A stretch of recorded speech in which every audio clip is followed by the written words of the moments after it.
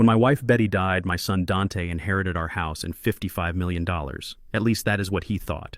The very moment the last funeral guest drove away, he threw my suitcase into the snow and said, "Go die somewhere else. Dad, you are useless to us now." I stood there shivering in the cold, looking at the house I built with my own hands. I did not beg. I did not cry.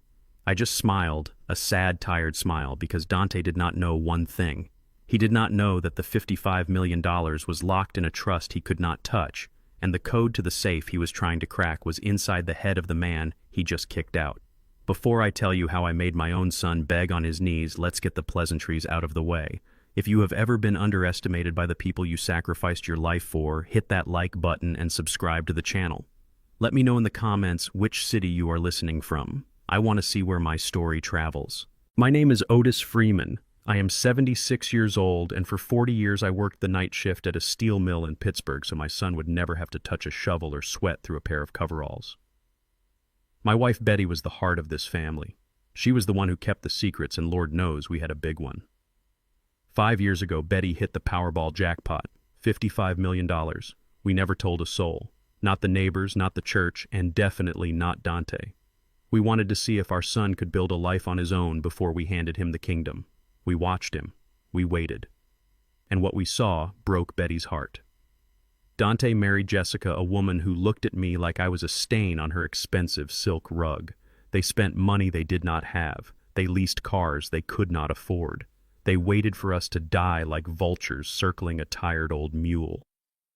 The day of the funeral was the coldest day of the year in Pennsylvania. The ground was hard as iron. The wind cut through my black suit like a razor. I stood by the grave watching the dirt hit the casket, and I felt half of my soul get buried with her. Dante stood there checking his watch. Jessica was texting on her phone, probably complaining that the service was taking too long. We went back to the house for the repast. People came and ate my food and drank my wine and told me how sorry they were. But I saw the way Dante looked at me. He was not looking at a grieving father. He was looking at an obstacle. He was looking at a piece of furniture that needed to be thrown out to make room for something new. The moment the last car pulled out of the driveway, the air in the house changed. It went from somber to electric. I was sitting in my old leather armchair, the one Betty bought me for my retirement. I was holding her picture, just trying to breathe. Dante walked into the living room. He did not sit down. He stood over me, his hands in his pockets, his chest puffed out like a rooster. Jessica was right behind him, leaning against the doorframe with a glass of my best scotch in her hand. Dante cleared his throat. It was a sound I knew well. It was the sound he made before he asked for money, but this time he was not asking. "Dad, we need to talk," he said. His voice was cold. There was no warmth, no comfort. I looked up at him. My eyes were tired. My bones ached. "What is it, son?" "We have been thinking, Jessica and I. This house is too big for you. You are 76. You are slowing down. You are forgetting things." I tightened my grip on the photo frame. "I am not forgetting anything, Dante. I remember every shift I worked to pay for your college degree. I remember every time you called me only to ask for a loan you never paid back." Jessica stepped forward. Her heels clicked sharply on the hardwood floor. "Look, Otis, let's not make this difficult. Dante is the heir. This is his house now, and honestly, you do not fit in with our plans. We are going to remodel. We are going to sell. We have a life to live, and we cannot do that with you shuffling around here like a ghost." I looked at them, really looked at them. They were dressed in black, but they were not mourning. They were celebrating. They thought they had won the lottery, and in a way, they knew they had. "You found the receipt, didn't you?" I asked softly. Dante smiled. It was a cruel smile, a smile that showed too many teeth.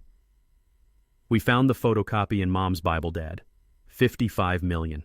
We verified the numbers. The ticket is in the safe in the study. We know it. And since Mom is gone and you are legally incompetent according to the papers we are going to file, that money is ours." I felt a sharp pain in my chest, but it wasn't a heart attack. It was the realization that my wife was right. She always said Dante had a weak spirit. I always defended him. I said he just needed time, but time had only made him rot. "So that is it," I said, standing up slowly. My knees popped. I straightened my back. "You are kicking me out. On the day of your mother's funeral. It is for your own good," Dad, Dante said, taking a step back as if my poverty might be contagious. We packed a bag for you. It is on the porch. We called a cab. It will take you to the downtown shelter. They have beds. You will be fine. You are tough, right? You are a steel man. He mocked my life's work. He mocked the very sweat that fed him. Jessica took a sip of her drink. And don't think about the safe, Otis. We have a locksmith coming in the morning. We will drill it if we have to. We don't need you. We just need the ticket. I looked around the living room. I looked at the fireplace where Betty and I used to sit and drink cocoa. I looked at the dining table where we celebrated Dante's graduation. I realized that this was no longer my home. A home is where love lives. Love had left this building 3 days ago in a hearse. I did not scream. I did not fight. I did not tell them that the safe was a custom-builds model from Germany that would lock down permanently if they tried to drill it. I did not tell them that the combination required a voice print and a retina scan. I did not tell them that the lottery ticket was already cashed and the money was sitting in a trust that required my signature to activate. I just nodded. Okay, I said. Dante looked surprised. He expected a fight. He wanted a fight.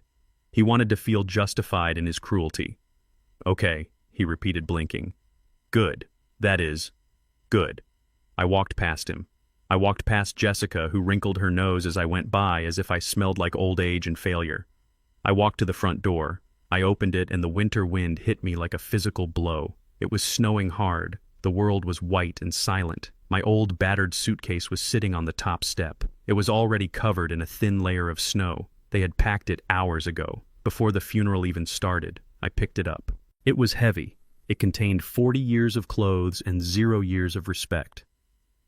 Wait, Dante called out. He walked to the door. He did not step outside. He did not want to get his Italian leather shoes wet. I turned around. Snowflakes caught in my gray beard. Give me the keys, Dad. I reached into my pocket. I pulled out the ring of keys, the key to the front door, the key to the garage, the key to the mailbox. I dropped them into his open hand. The metal clinked. It sounded like a cell door closing. You are making a mistake, son, I said. My voice was low. It did not tremble. Dante laughed. It was a short bark of a laugh. The only mistake was thinking you were going to live forever and spend my inheritance. Go die somewhere else, Otis. You are done. He slammed the door. I heard the lock click, then the deadbolt, then the security chain. I was standing alone in the dark, a 76-year-old man with a suitcase and a heart full of holes. The taxi was not there. Of course, there was no taxi. That was just another lie to get me out the door without a scene. I pulled my coat tighter around me. It was an old wool coat Betty bought me 10 years ago. It was starting to fray at the cuffs, but it was warm. I put my hat on my head. I looked at the window. I could see them inside. Dante was pouring himself a drink. Jessica was dancing. They were high-fiving. They were celebrating their victory. They thought they had won. They thought they had the house and the fortune. I turned my back on them. I walked down the driveway, my boots crunching in the snow. I reached the sidewalk and looked up at the street lamp. The snow was falling in thick, heavy flakes. I had nowhere to go. My credit cards were in the house, probably already cut up by Jessica. My phone was in my pocket, but I knew Dante had canceled the family plan. I was a ghost, a homeless billionaire. But as I walked toward the bus stop at the end of the block, a strange feeling came over me. It wasn't fear, it wasn't despair, it was clarity. For the first time in my life, I saw my son clearly. I saw him without the filter of a father's love. I saw him for what he was, a predator. And predators do not understand mercy. They only understand power. I reached into the inner pocket of my coat. My fingers brushed against a small hard object. It wasn't money. It wasn't a weapon. It was a small black notebook. Betty's notebook. Inside were the account numbers, the contact for Mr. Sterling, our lawyer, and the fail-safe codes for the trust fund. Dante thought he kicked out a useless old man. He didn't know he just declared war on the only person who could save him. I sat on the cold metal bench at the bus stop. My breath formed clouds in the freezing air. A stray dog trotted by, looking at me with hungry eyes. "Hey there, boy," I whispered. "You look like I feel." The dog stopped. It wagged its tail tentatively. I checked my wallet. I had $40 in cash, enough for a warm meal and maybe a cheap motel room if I was lucky. But I wasn't going to a motel. Not yet. I needed to make a phone call. I found a payphone outside a closed gas station 2 blocks away. It is a miracle these things still exist. I dropped a quarter in. My fingers were stiff with cold as I dialed. It rang 3 times. "Sterling here," a deep voice answered. It was late, but Mr. Sterling never slept. He was the kind of lawyer who billed you for thinking about your case while he brushed his teeth. "Mr. Sterling, it is Otis," I said. "Otis, why are you calling me at this hour? Is everything all right?"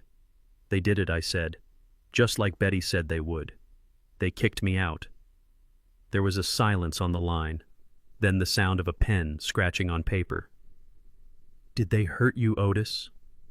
"Just my pride," I said, looking at the snow swirling around the phone booth. "They think the money is in the safe. They are going to try to open it." "Let them try," Sterling said, his voice hard as granite. "They will trigger the lockdown protocol. Otis, where are you? I will send a car." "No," I said. "I need them to believe I am gone. I need them to believe I am broken. If you pick me up in a limousine, they will know. So what is the plan, Otis?" "The plan is to let them hang themselves, Mr. Sterling. Give them enough rope. Let them think they are kings. And when the clock runs out, I want to be the one who pulls the chair."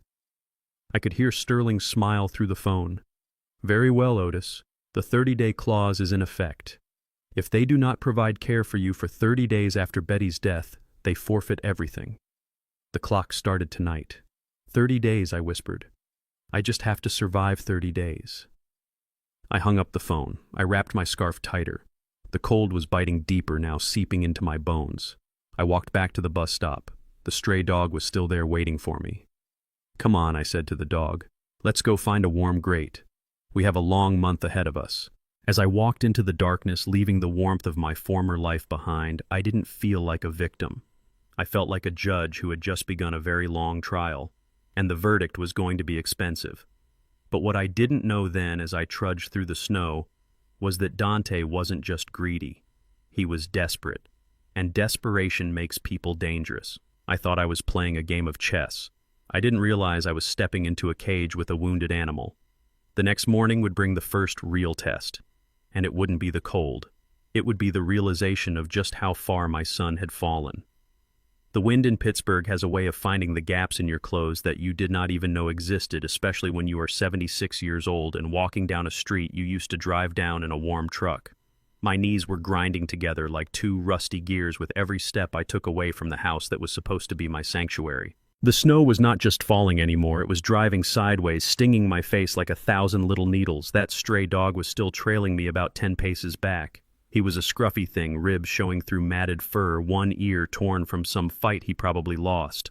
I stopped under the flickering light of a street lamp and turned to him. "Go home, boy." I rasped my voice, sounding like gravel in a blender. "You are following the wrong man. I have got nothing for you."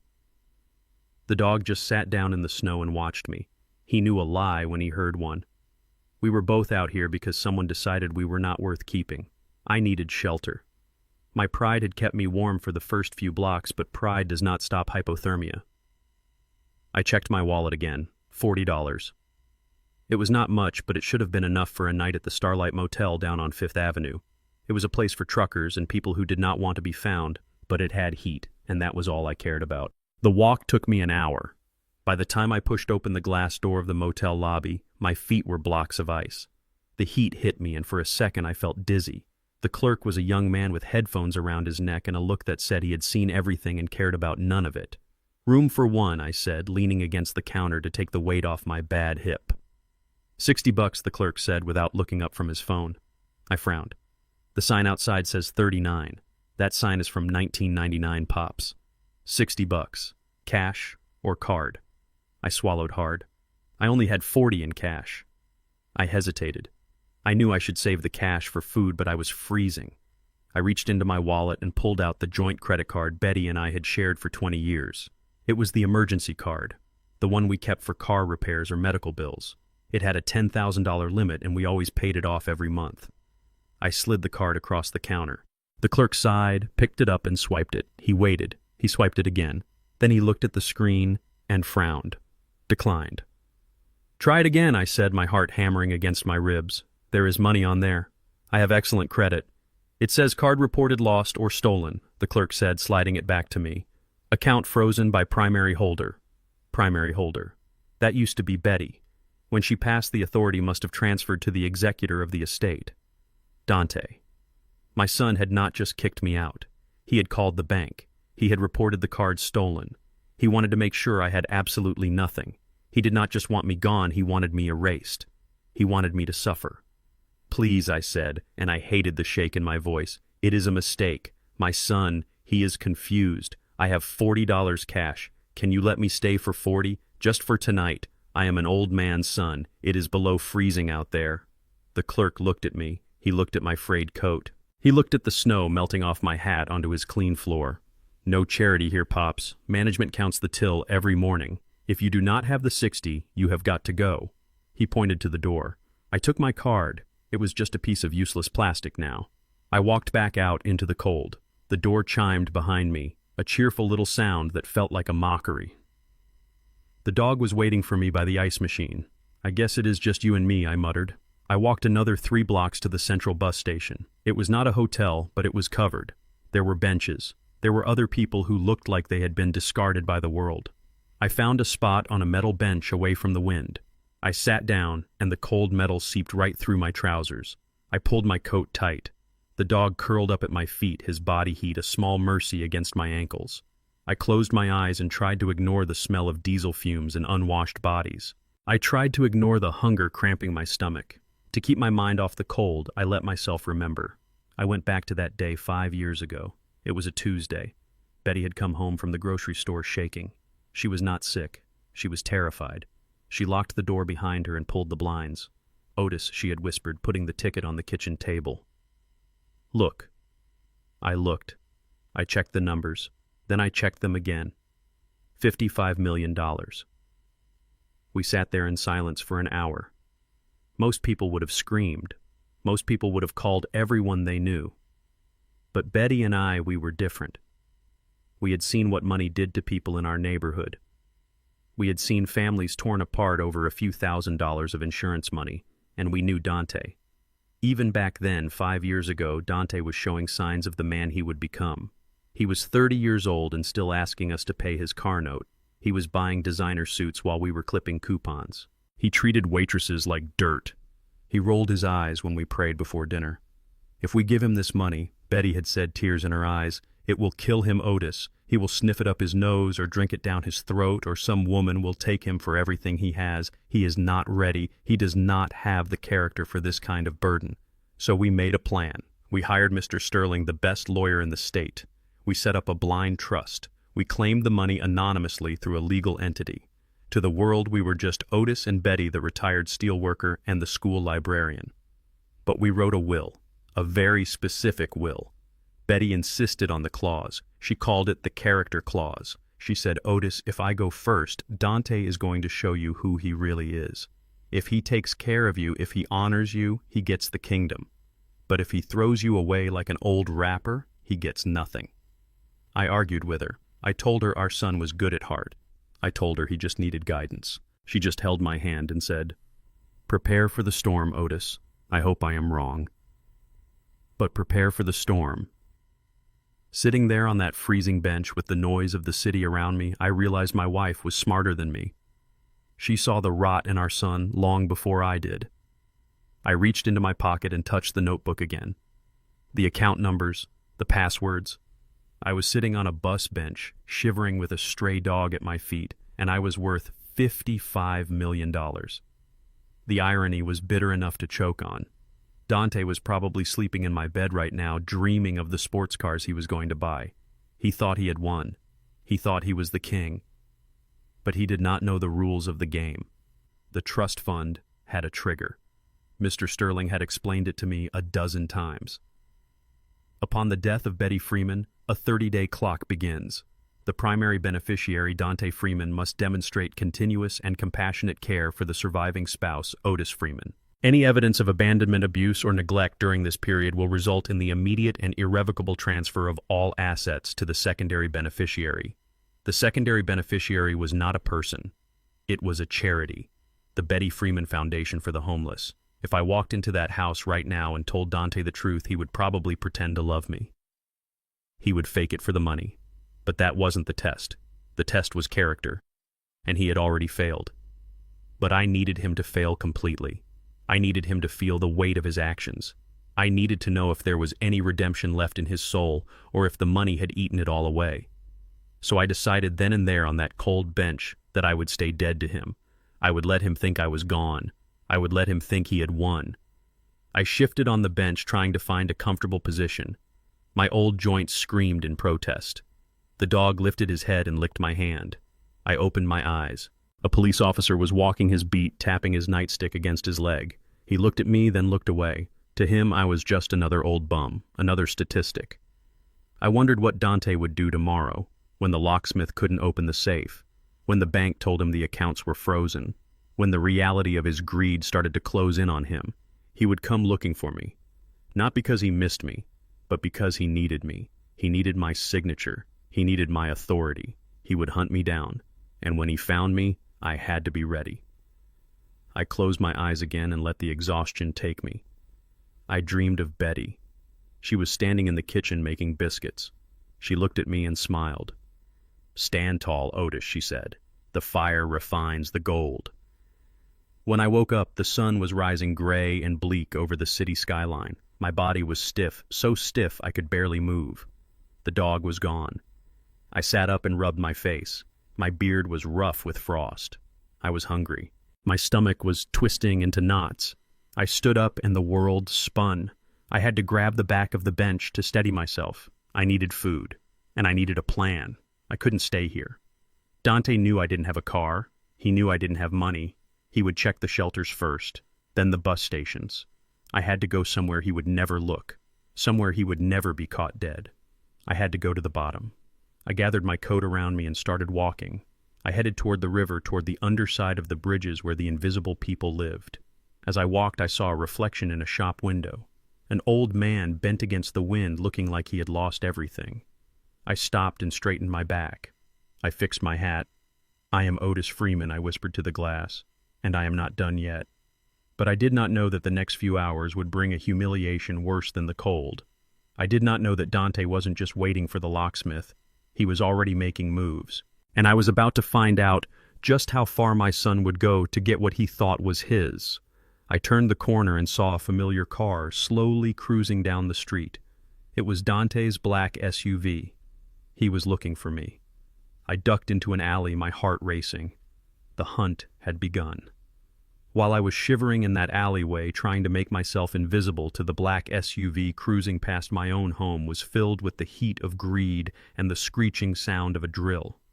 I learned later from the neighbors and from the security footage I eventually recovered exactly what happened in my study while I was fighting for warmth. Dante and Jessica had not waited until morning. They had called a 24-hour locksmith, a man named Miller, who charged triple for after-hours calls. They did not care about the cost. In their minds, they were already billionaires. They were spending money they did not have on a future they did not deserve.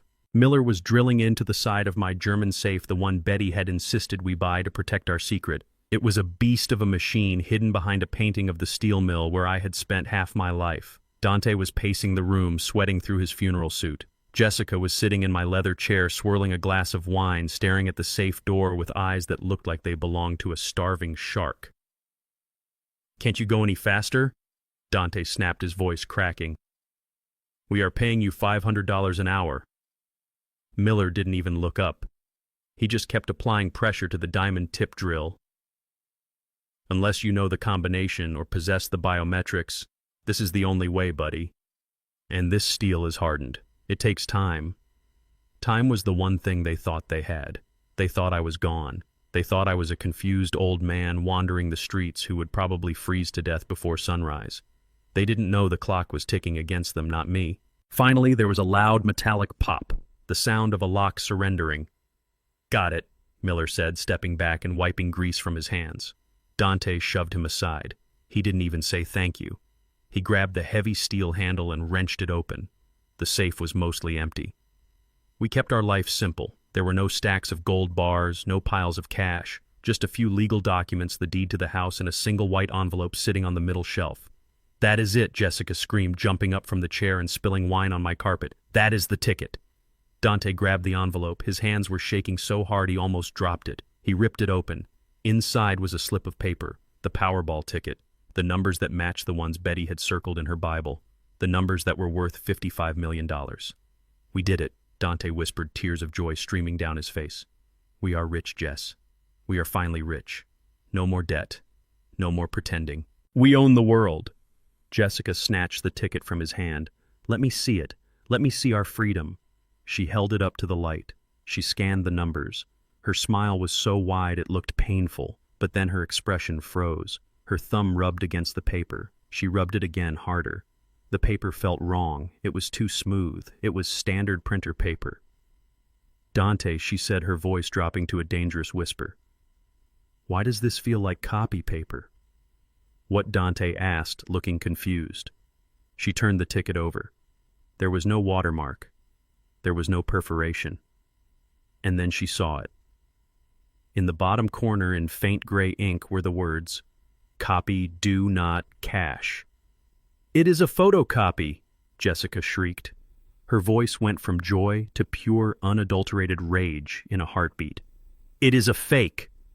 Dante grabbed it back. No. No, that is impossible. Mom kept it in here. Why would she keep a copy in the safe? Because they didn't trust us, you idiot, Jessica yelled. She threw her wine glass against the wall. It shattered, sending shards of glass and red liquid raining down onto my desk. She started tearing through the rest of the safe. She pulled out the deed. She pulled out our marriage license. She threw them on the floor and stomped on them with her heels. Where is it? Jessica screamed. Where is the real ticket? Dante was pale. He looked like he was going to vomit. Maybe they cashed it already. Maybe the money is in the bank. Check the accounts, Jessica ordered him. Now. Dante scrambled for his laptop. He tried to log into the joint account I had shared with Betty, the one I had foolishly let him have access to for emergencies. He typed in the password. Access denied, account frozen. He tried again. Contact account holder. Otis Freeman. He tried the investment portfolio. Access restricted. Biometric authorization required. Dante slammed the laptop shut. Dad locked us out. He changed the codes. Or the bank froze it when Mom died. Jessica was pacing the room like a caged tiger. She swept my collection of antique model cars off the shelf. They crashed onto the hardwood floor, twisting into metal scrap. She grabbed the lamp from the desk and smashed it against the window. She was destroying my sanctuary, my memories, not because she was grieving, but because she was thwarted. That old man, she hissed. That useless, senile old man. He tricked us. He doesn't have the brains for this. Dante stammered, defending his own underestimation of me. He is just a factory worker, Jess. He doesn't know how to set up trusts and biometric locks. Betty did, Jessica said. Your mother was the smart one. She knew. She knew we were waiting, and she set a trap. She walked over to Dante and grabbed him by the lapels of his suit, shaking him. We need him, Dante. We need the old man. Dante looked at her confused. But we just kicked him out. I told him to go die. Well, you better hope he isn't dead yet, Jessica snarled. Because without his signature, without his fingerprint or his retina or whatever he set up, we don't get a dime. We have $200,000 in debt, Dante. Vinny is going to break your legs if we don't pay him next week. We need that $55 million. The reality of their situation began to sink in. They weren't rich. They were broke. They were worse than broke. They were in a hole so deep they couldn't see the sky. And the only ladder out was the 76-year-old man they had just thrown into a blizzard. Dante pulled out his phone. I will call him. He dialed my number. I was in the alleyway watching the snow pile up on the dumpsters when my phone vibrated in my pocket. I saw his name on the screen. I didn't answer. I turned the phone off. Back in the study, Dante listened to the voicemail click on. He threw his phone onto the couch. He turned it off. He isn't answering.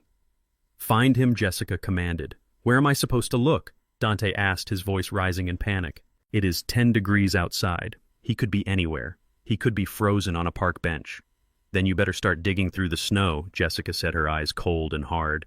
Because if he dies, that money goes to the state or to some charity. I read about these trusts, Dante. If the primary beneficiary cannot claim, it usually goes to a secondary cause. We get nothing. We have to bring him back. Dante said, rubbing his temples. We have to apologize. We have to bring him home. No, Jessica corrected him. We don't have to apologize. We just have to get him here. We have to get power of attorney. We have to get him to sign the release. Once we have the money, we can dump him in a nursing home like we planned. But right now, he is not a father. He is a walking ATM card, and we lost the PIN code. She grabbed her coat. Get in the car, Dante. We are going hunting. Hunting. That was the word she used. Not searching, not rescuing. Hunting. They left the house in chaos. My study was destroyed. My wife's memory was desecrated. They ran out into the snow, not out of love, but out of a desperate, greedy panic. I watched from the shadows of the alley as Dante's SUV sped past again. He was driving too fast, sliding on the ice. He was looking at every bus stop, every doorway. I pulled my hat lower. I knew what was happening. They had opened the safe. They had found the copy. And now they realized their mistake. They thought I was helpless. They thought I was prey. But as I watched their taillights disappear around the corner, I felt a strange new strength rising in my chest. They were looking for Otis, the retired steelworker. They were looking for Dad, the pushover. But that man was gone. He died the moment they took his keys. The man hiding in the shadows was someone else. I was the architect of their judgment. I waited until the coast was clear, then I slipped out of the alley and headed toward the subway station.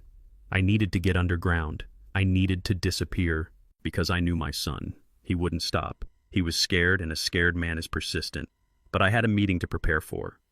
Mr. Sterling was waiting. And tomorrow I would start pulling the strings that would make my children dance.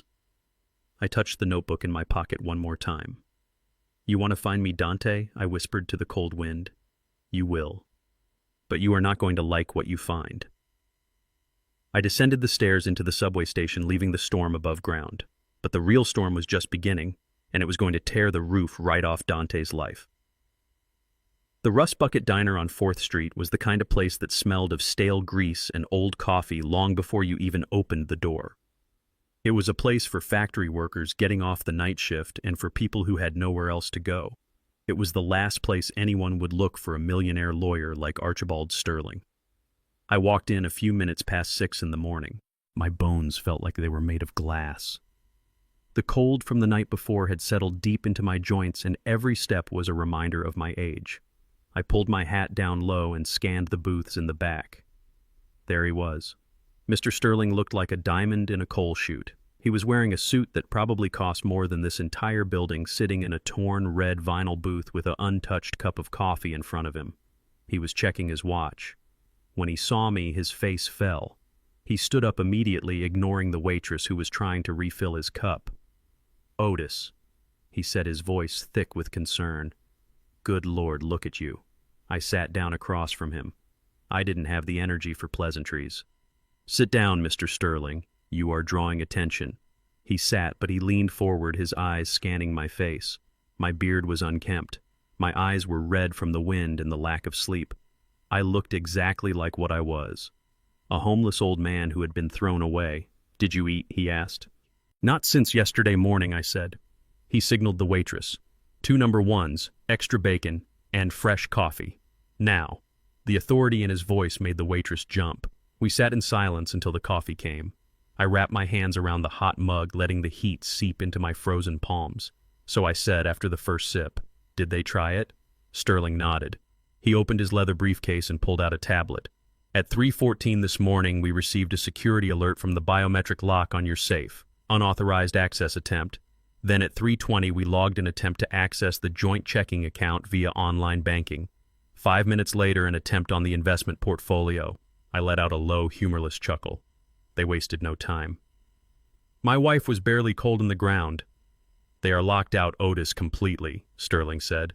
The protocols Betty set up are ironclad. Without your retinal scan or your voice authorization, they cannot touch a penny. The $55 million is sitting in the dark and they can't find the light switch. He paused and looked at me seriously. But that isn't why I asked you to meet me here, Otis. We need to talk about the will, specifically Clause 7. I frowned. I remembered the will, of course.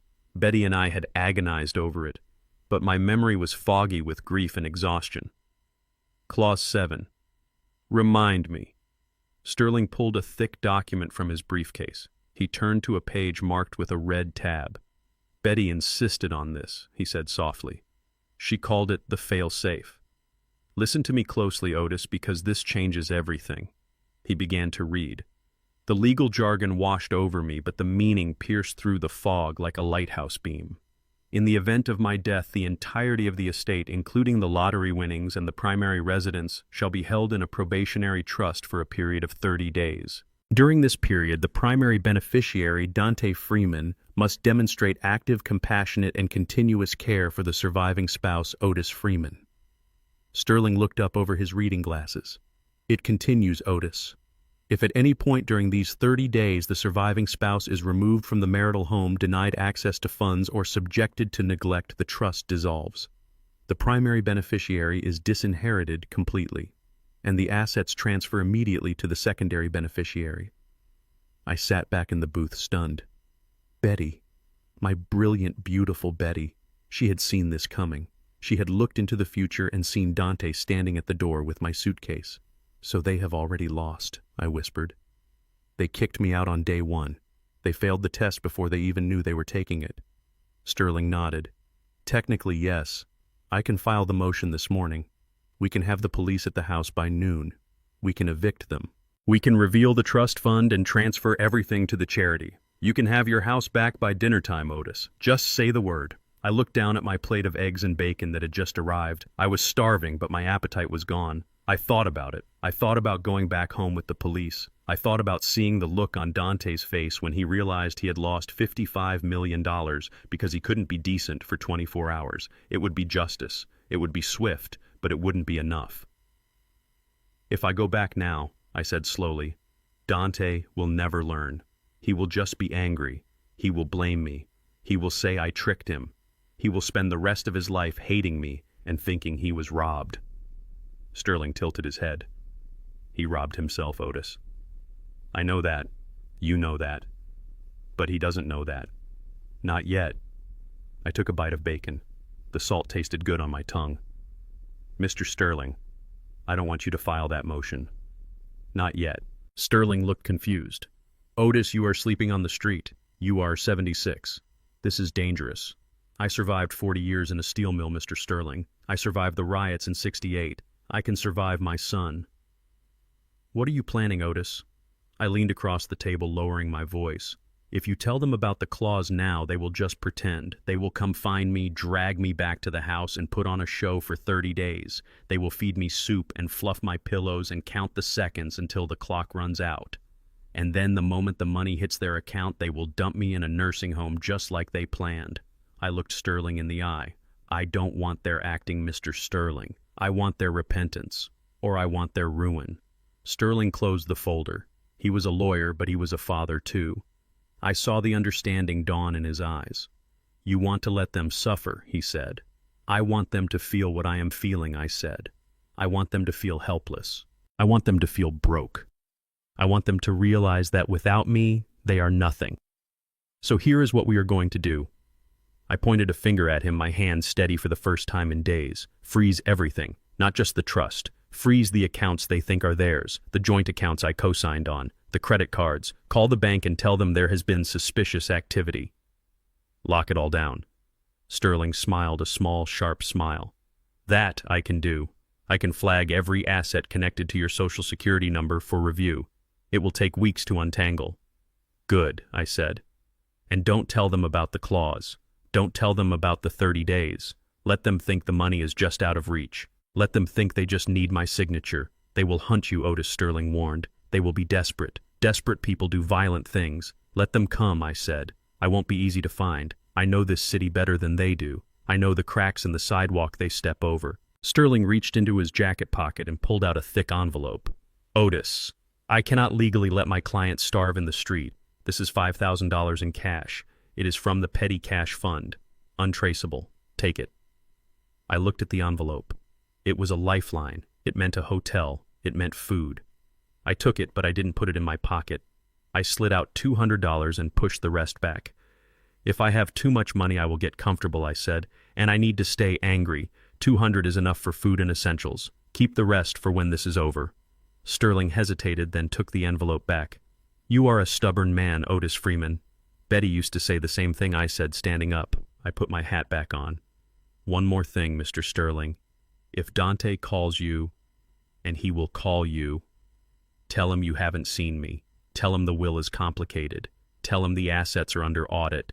Tell him whatever you have to tell him to make him sweat. I will stall him, Sterling promised. But Otis, if you need help, if you get sick, call me. I will come get you myself. I will be fine, I said. I walked toward the door of the diner. Otis Sterling called out. I turned. He gets nothing right, even if he finds you, unless he changes. I looked out the window at the gray snow covering the city. He gets what he earns, Mr. Sterling. Just like I taught him. If he earns forgiveness, he gets it. If he earns nothing, he gets nothing. I pushed open the door and walked back out into the cold. I felt stronger now. I had a secret weapon. I had Clause 7. Dante thought he was holding all the cards. He thought he had the house and the power. But he was standing on a trapdoor, and I was the one holding the lever. He had 29 days left. 29 days to show me he was a human being. But I knew my son. He wouldn't use those days to reflect. He would use them to attack. He was going to come after me with everything he had. And when he did, I would be waiting. I headed toward the downtown library. It was warm there, and they had computers. I needed to see what my son was doing. I needed to see the digital trail of his panic. The game was on, and for the first time in a long time, I felt like I was winning. While I sat in the warmth of the public library watching the snow fall against the window. My son was busy digging his own grave with a diamond-studded shovel. I had logged into the shared cloud account Dante had set up for me years ago. He thought he was being helpful back then, backing up my photos, but he forgot that access goes both ways. I could see everything he was doing. Every photo Jessica took, every receipt she snapped a picture of to brag to her friends. It was terrifying to watch. Sterling had done his job perfectly. The bank accounts were frozen, the credit cards were declined. Dante and Jessica were sitting in a mansion worth millions, but they could not buy a gallon of milk with their own plastic. Most people in that situation would panic. Most people would stop spending. But my son and his wife were not most people. They were addicts, and their drug was status. They were convinced that the $55 million was just a signature away. They believed the frozen accounts were just a temporary annoyance, a bureaucratic hiccup caused by my wife's death. They had the photocopy of the ticket. To them, that was as good as cash in the bank. So instead of tightening their belts, they decided to bet the farm. I watched the digital trail of their destruction unfold in real time. It started with a trip to the south side of the city. I knew the neighborhood well. It was where the steel mills used to be before they rusted out. Now it was the territory of men like Vinny the Shark Moretti. Vinny didn't run a bank. He ran a pawn shop that was a front for high-interest misery. I saw the GPS data from Dante's phone ping at Vinny's address. I knew exactly what was happening. Dante walked into that back room wearing his best suit, trying to look like a millionaire who just forgot his wallet. Jessica was with him, probably wearing her funeral pearls. They sat across from Vinny, a man who had cut off fingers for less than $1,000. I can only imagine the conversation, but knowing Dante, it went something like this. He probably threw the photocopy of the lottery ticket on the desk. He probably showed Vinny the deed to my house, which he thought was his house. He probably said, "Vinny, my friend, we are coming into $55 million next week. We just need a bridge loan. Something to tide us over until the lawyers clear the paperwork." Vinny would have looked at the ticket. He would have looked at the greed in Dante's eyes. He didn't care about lottery tickets. He cared about leverage. "I need $200,000, Dante would have said. "Cash. Today." And Vinny, being a businessman, would have smiled. $200,000. "Sure, kid, but since you are a high risk, you pay me back $400,000 in 7 days. 1 week. Or I take the house. And maybe a kneecap." Dante signed. I know he signed because an hour later Jessica posted a photo on her private Instagram story. It was a picture of a thick stack of $100 bills banded in rubber inside her designer purse. The caption read, "Pre-inheritance shopping spree. Haters will say it's fake." They walked out of that pawn shop with a bag full of blood money and a death sentence hanging over their heads. They had 7 days to pay back nearly $500,000. They were betting my life on it. From the library computer, I tracked their movement. They didn't go to the grocery store. They didn't pay the electric bill. They went straight to the exotic car dealership on Auto Row. I closed my eyes and rubbed my temples. I remembered when I bought Dante his first car. It was a used Ford Focus. I worked double shifts for 6 months to pay for it. He complained that it wasn't a sports car. He was 16 then. He was 35 now, and he hadn't changed a bit. I left the library and took the bus down to the dealership. I had to see it with my own eyes. I stood across the street, huddled in a doorway, watching through the glass walls of the showroom. There they were. Dante was laughing loud and manic. He was pointing at a bright neon green Lamborghini Urus. It was a monster of a car, loud and aggressive, just like him. The salesman was practically drooling. He could smell the desperation and the cash. I watched Dante dump the bag of cash on the salesman's desk. It was vulgar. It was the kind of thing you see in bad movies. He was buying a $300,000 car with loan shark money while his father was sleeping on a bus bench. Jessica climbed into the passenger seat, taking selfies in the rearview mirror. She looked triumphant. She looked like she had finally won the game she had been playing since the day she met my son. They drove off the lot, the engine roaring like a beast. They didn't even notice the old man in the frayed coat watching them from across the street. They sped past me, spraying slush onto the sidewalk. I checked my phone. Another alert from the shared calendar. Inheritance Gala, Saturday night, catering by Lux. They were planning a party, a massive, extravagant party to announce their wealth to the world. They invited everyone, Dante, old college friends who had become successful, Jessica's high society wannabe friends, the neighbors who used to look down on them. I called Mr. Sterling from a payphone. They borrowed money, I said. A lot of it. From Vinnie Moretti. Sterling swore softly on the other end of the line. That is dangerous, Otis. Vinnie doesn't sue people. He hurts them. They bought a Lamborghini, I continued. And they are throwing a party Saturday night. They are digging a hole to China, Sterling said. Otis, we should intervene. If Vinnie finds out the house isn't theirs... Not yet, I said, cutting him off. Let them have their party. Let them show the world who they are. But the danger... Dante thinks he is a man. I said, my voice hard. A man pays his debts. A man faces his consequences. Let him play the big shot for a few days. I hung up. I walked back toward the shelter, but I didn't go in. I couldn't be around people tonight. I felt dirty just watching them.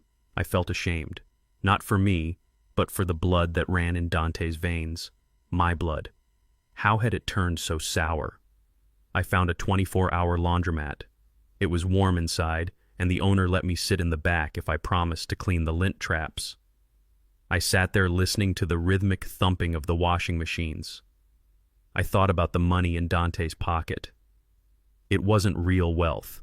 It was a mirage. It was a loan against a future that didn't exist. They were spending millions in their heads, but in reality they were spending their safety. They were spending their freedom. I pulled out Betty's notebook. I looked at her handwriting. She had written a note in the margin of the trust fund page. Money reveals the heart. She was right. The money, even the promise of the money, had peeled back Dante's skin and revealed the rot underneath. He wasn't just greedy. He was reckless. He was willing to endanger his wife, himself, and his father for a moment of glory. I checked the social media feed one last time before trying to sleep. Jessica had posted a video. They were in the new Lamborghini, driving fast down the highway. Champagne bottles were popping in the background. To the new kings of the city, Dante shouted over the music.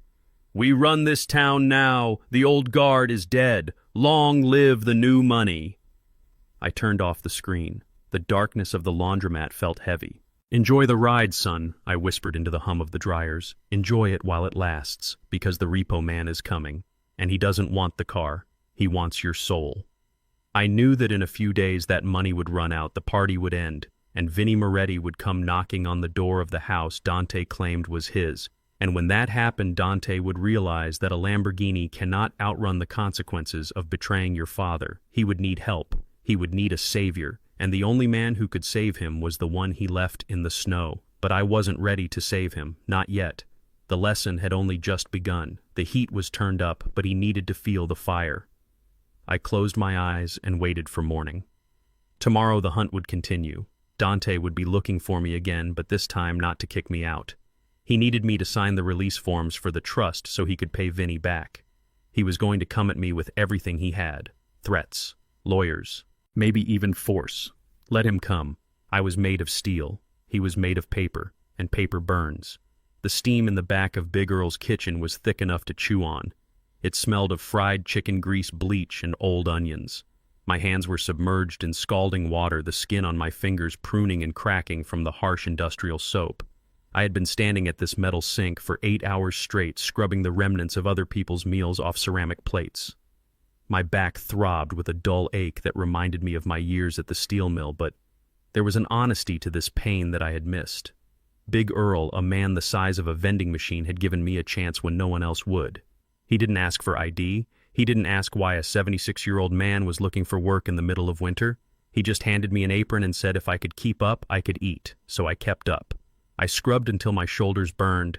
I focused on the rhythm of the work: wash, rinse, rack, repeat. It was a meditation. It kept my mind off the cold nights sleeping in the subway station. It kept my mind off the fact that my son was probably driving a Lamborghini while I was scraping grits off a pan. But peace is a fragile thing, especially when you are being hunted. It was just after the lunch rush when the bell above the front door jingled aggressively. The chatter in the dining room died down almost instantly. I didn't look up at first. I just kept scrubbing. But then I felt it. A change in the air pressure. A familiar coldness that had nothing to do with the winter wind. I heard the click of expensive heels on the linoleum floor, followed by the heavy, confident steps of a man who thinks he owns the sidewalk. "There he is," a voice sneered. It was a voice I had taught to speak. A voice I had read bedtime stories to. Look at him. It is pathetic. I turned off the faucet. The silence in the kitchen was deafening. Big Earl stepped out from the prep line, a cleaver in his hand, his face tight with protective anger. "Can I help you folks?" Earl asked, his voice deep and rumbling. I turned around slowly, wiping my wet hands on my stained apron. Dante stood in the doorway of the kitchen, looking like a glossy magazine cutout pasted onto a gritty black and white photo. He was wearing a navy blue Italian suit that probably cost more than Big Earl made in a month. His shoes were polished to a mirror shine. Beside him, Jessica was holding a handkerchief over her nose as if the smell of honest work was toxic fumes. They looked out of place. They looked ridiculous. But mostly they looked dangerous. "Hello, Dante," I said quietly. Dante laughed. It was a sharp barking sound that made the customers in the front crane their necks. "Hello," he mimicked. "That is all you have to say. I have been looking for you for 3 days, Dad. I have been to every shelter and flop house in the city. And here you are, washing dishes." He stepped into the kitchen, ignoring Earl's warning glare. He looked around at the grease traps and the stacks of dirty plates with open disgust. "Is this what you want? Is this how you want to end your life? Scrubbing other people's filth. You are embarrassing me, Dad. You are embarrassing the family name." "The family name," I said, keeping my voice steady. "You mean the name you are trying to sign on checks that do not belong to you?"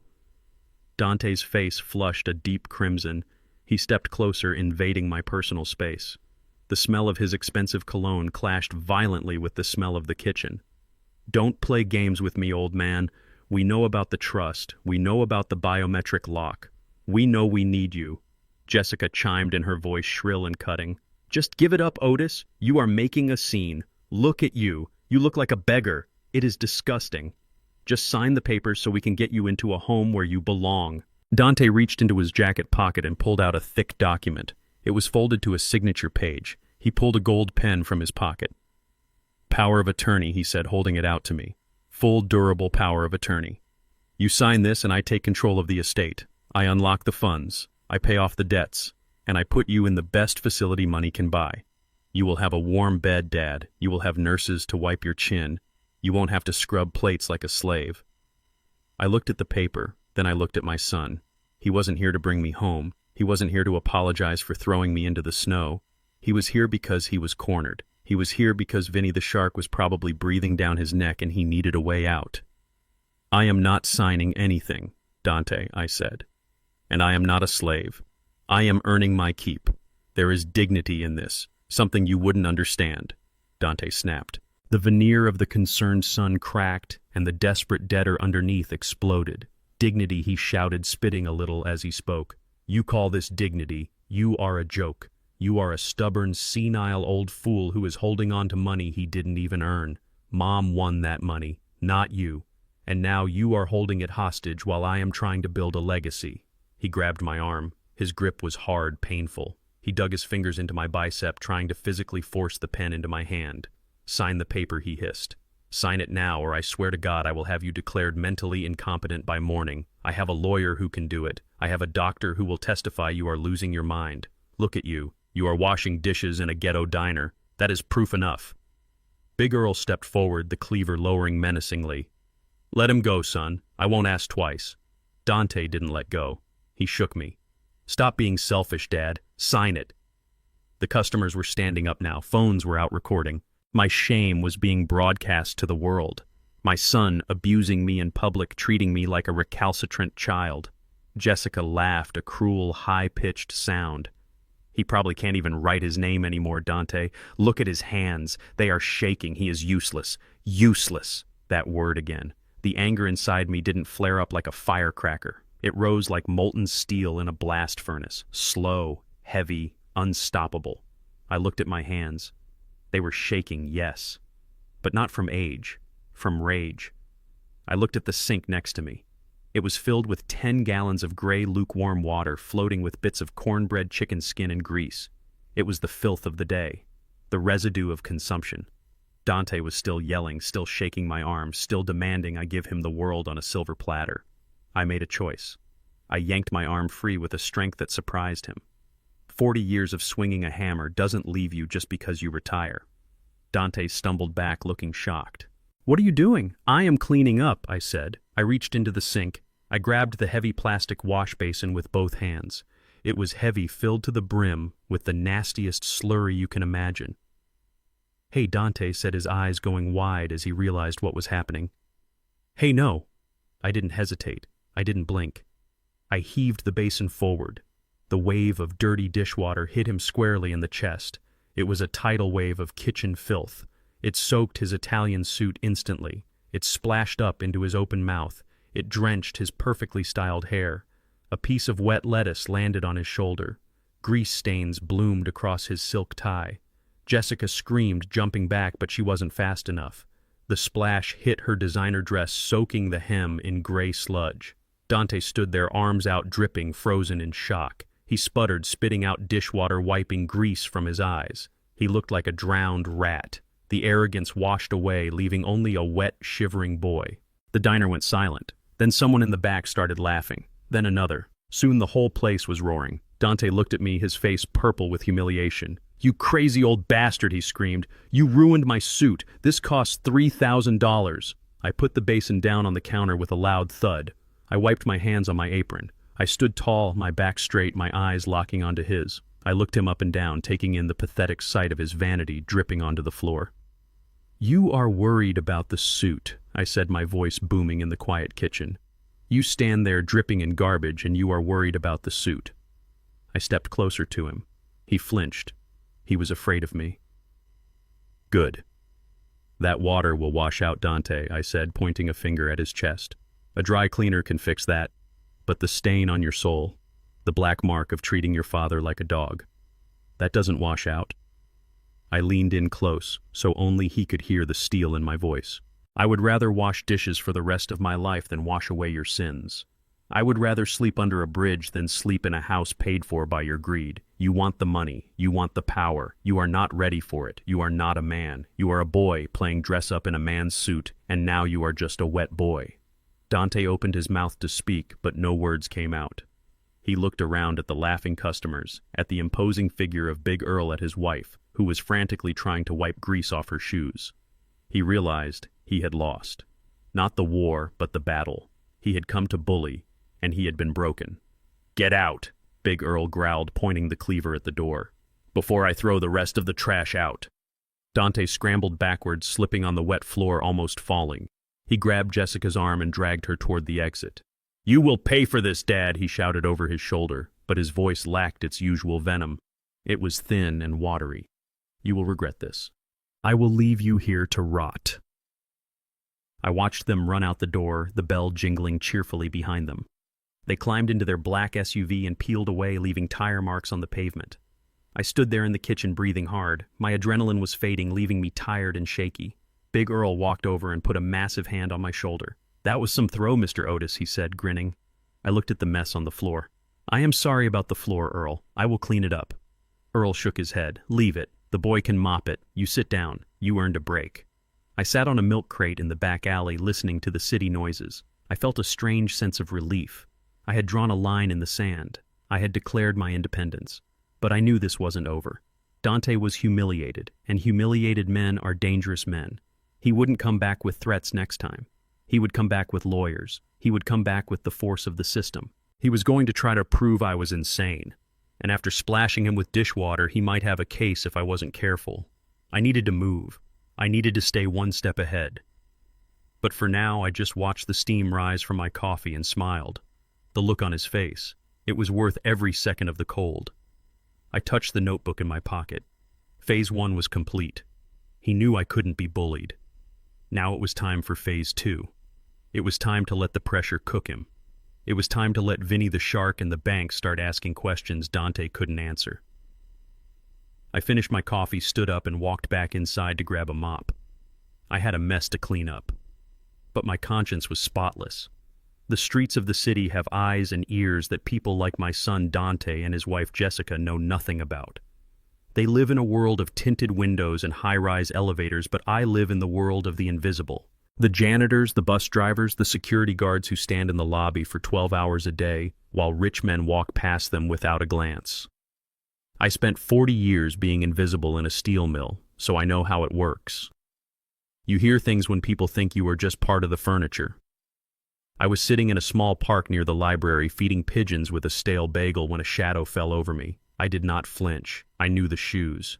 Heavy work boots scuffed at the toe. "Mr. Otis," a voice whispered. I looked up. It was Leon. I had known Leon since he was a skinny kid running the streets. 10 years ago, when he got in trouble with the law, I paid his bail anonymously so he could finish his GED. Now he worked the night shift cleaning offices in the legal district.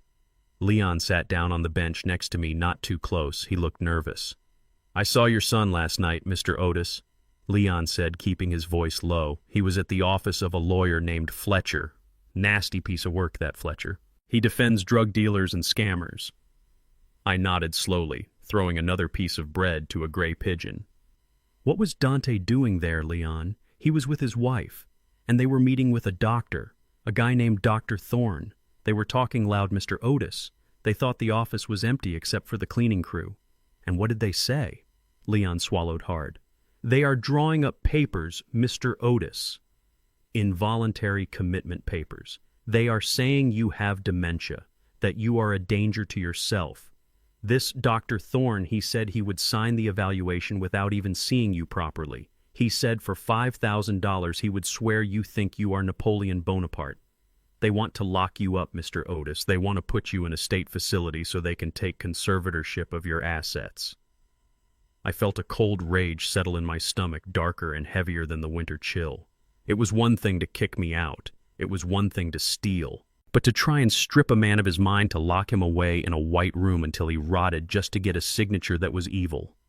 That was a level of betrayal I did not think even Dante was capable of. Jessica was driving this, I knew, but Dante was letting her hold the wheel. "Thank you, Leon," I said, slipping him a $50 bill from my small stash. "You keep your head down.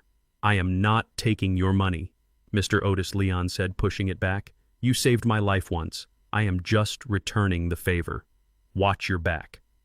He walked away, blending into the morning crowd. I sat there for a long time. The pigeons cooed around my feet, oblivious to the treachery of the human heart. So that was the play, the legal trap. They wanted to paint me as senile. They wanted to use the law as a weapon. I could have run. I could have called Mr. Sterling and had him file an injunction. But that would have tipped my hand. That would have shown them I was lucid and fighting. No. If they wanted a crazy old man, I would give them a performance worthy of an Oscar. I went back to the public restroom in the library. I looked at myself in the mirror. I messed up my hair, pulling tufts of gray wool in different directions. I buttoned my shirt wrong, skipping a hole so the collar hung lopsided. I took one of my socks off and put it in my pocket so my ankles were bare and cold. Then I waited. It didn't take long. My phone, which I had turned back on, pinged with a message from Dante. "Dad, we are worried about you. Please meet us. We want to make peace. We have a doctor friend who just wants to check your blood pressure. Please. For Mom." Using Betty's name to bait the trap. Low, very low. I texted back, typing slowly, making intentional typos. Okay, son. I am confused. Cold. Meet where? He sent an address. It wasn't a hospital. It was a private clinic in a strip mall on the edge of town, the kind of place that prescribed painkillers to anyone with cash. I took the bus. When I arrived, Dante and Jessica were waiting in the parking lot. They looked anxious, checking their watches. When they saw me shuffling across the asphalt, dragging my left leg, a little mumbling to myself, I saw the relief wash over them. They didn't see a father. They saw a payday. Dad, Dante said, rushing over. His voice was fake thick with performed concern. Oh, Dad, look at you. You are a mess. Who are you? I asked, squinting at him, my voice trembling. Are you the foreman? Is the shift over?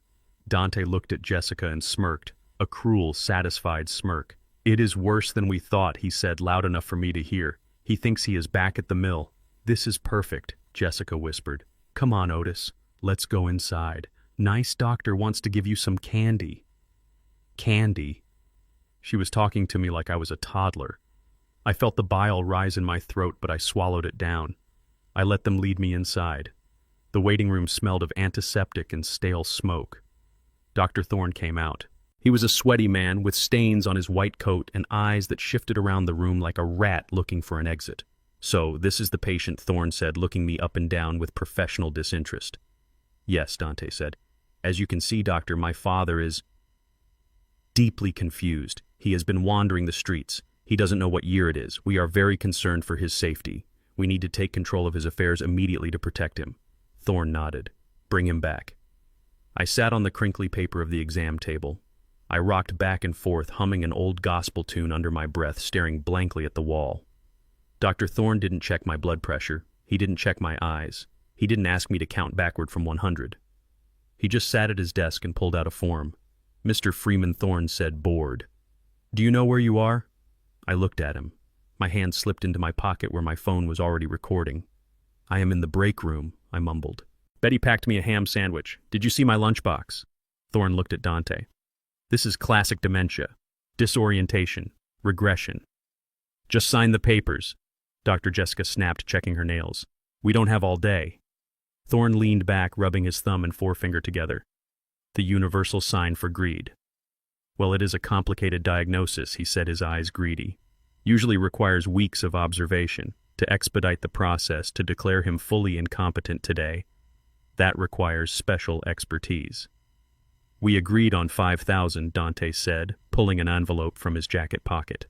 It was thick. Vinny's money, no doubt. Thorne took the envelope. He didn't even count it. He just weighed it in his hand and smiled. Of course, the symptoms are undeniable. Severe cognitive decline, unable to manage financial or personal affairs, immediate guardianship recommended. He started writing. The sound of his pen scratching on that paper was the sound of my freedom being signed away. Make sure you write that he is violent, Jessica added, just in case he tries to fight it later. If he is violent, we can sedate him. Thorne paused. Violent costs extra. Dante threw another stack of bills on the table. Just do it. I sat there rocking, humming, gripping the phone in my pocket. I was recording a felony. I was recording conspiracy fraud and medical malpractice. Thorne finished signing. He stamped the document with a heavy thud. Here you go. You are now the legal guardians of Mr. Otis Freeman. You have full power of attorney. You can commit him to any facility you choose. Jessica grabbed the paper. She looked at it like it was a winning lottery ticket. Finally, she breathed. She turned to me. The mask dropped completely. Did you hear that, old man? She sneered, leaning into my face. You belong to us now. No more games. No more running away. We own you. I looked up at her. I stopped rocking. I stopped humming. I let my eyes clear. I let the steelworker back into the room. Betty didn't like ham. I said, my voice clear and sharp as a razor. She liked turkey. Jessica blinked, confused by the sudden change in my demeanor. What? And I don't like liars. I continued, standing up from the table. My bad leg seemed to heal instantly.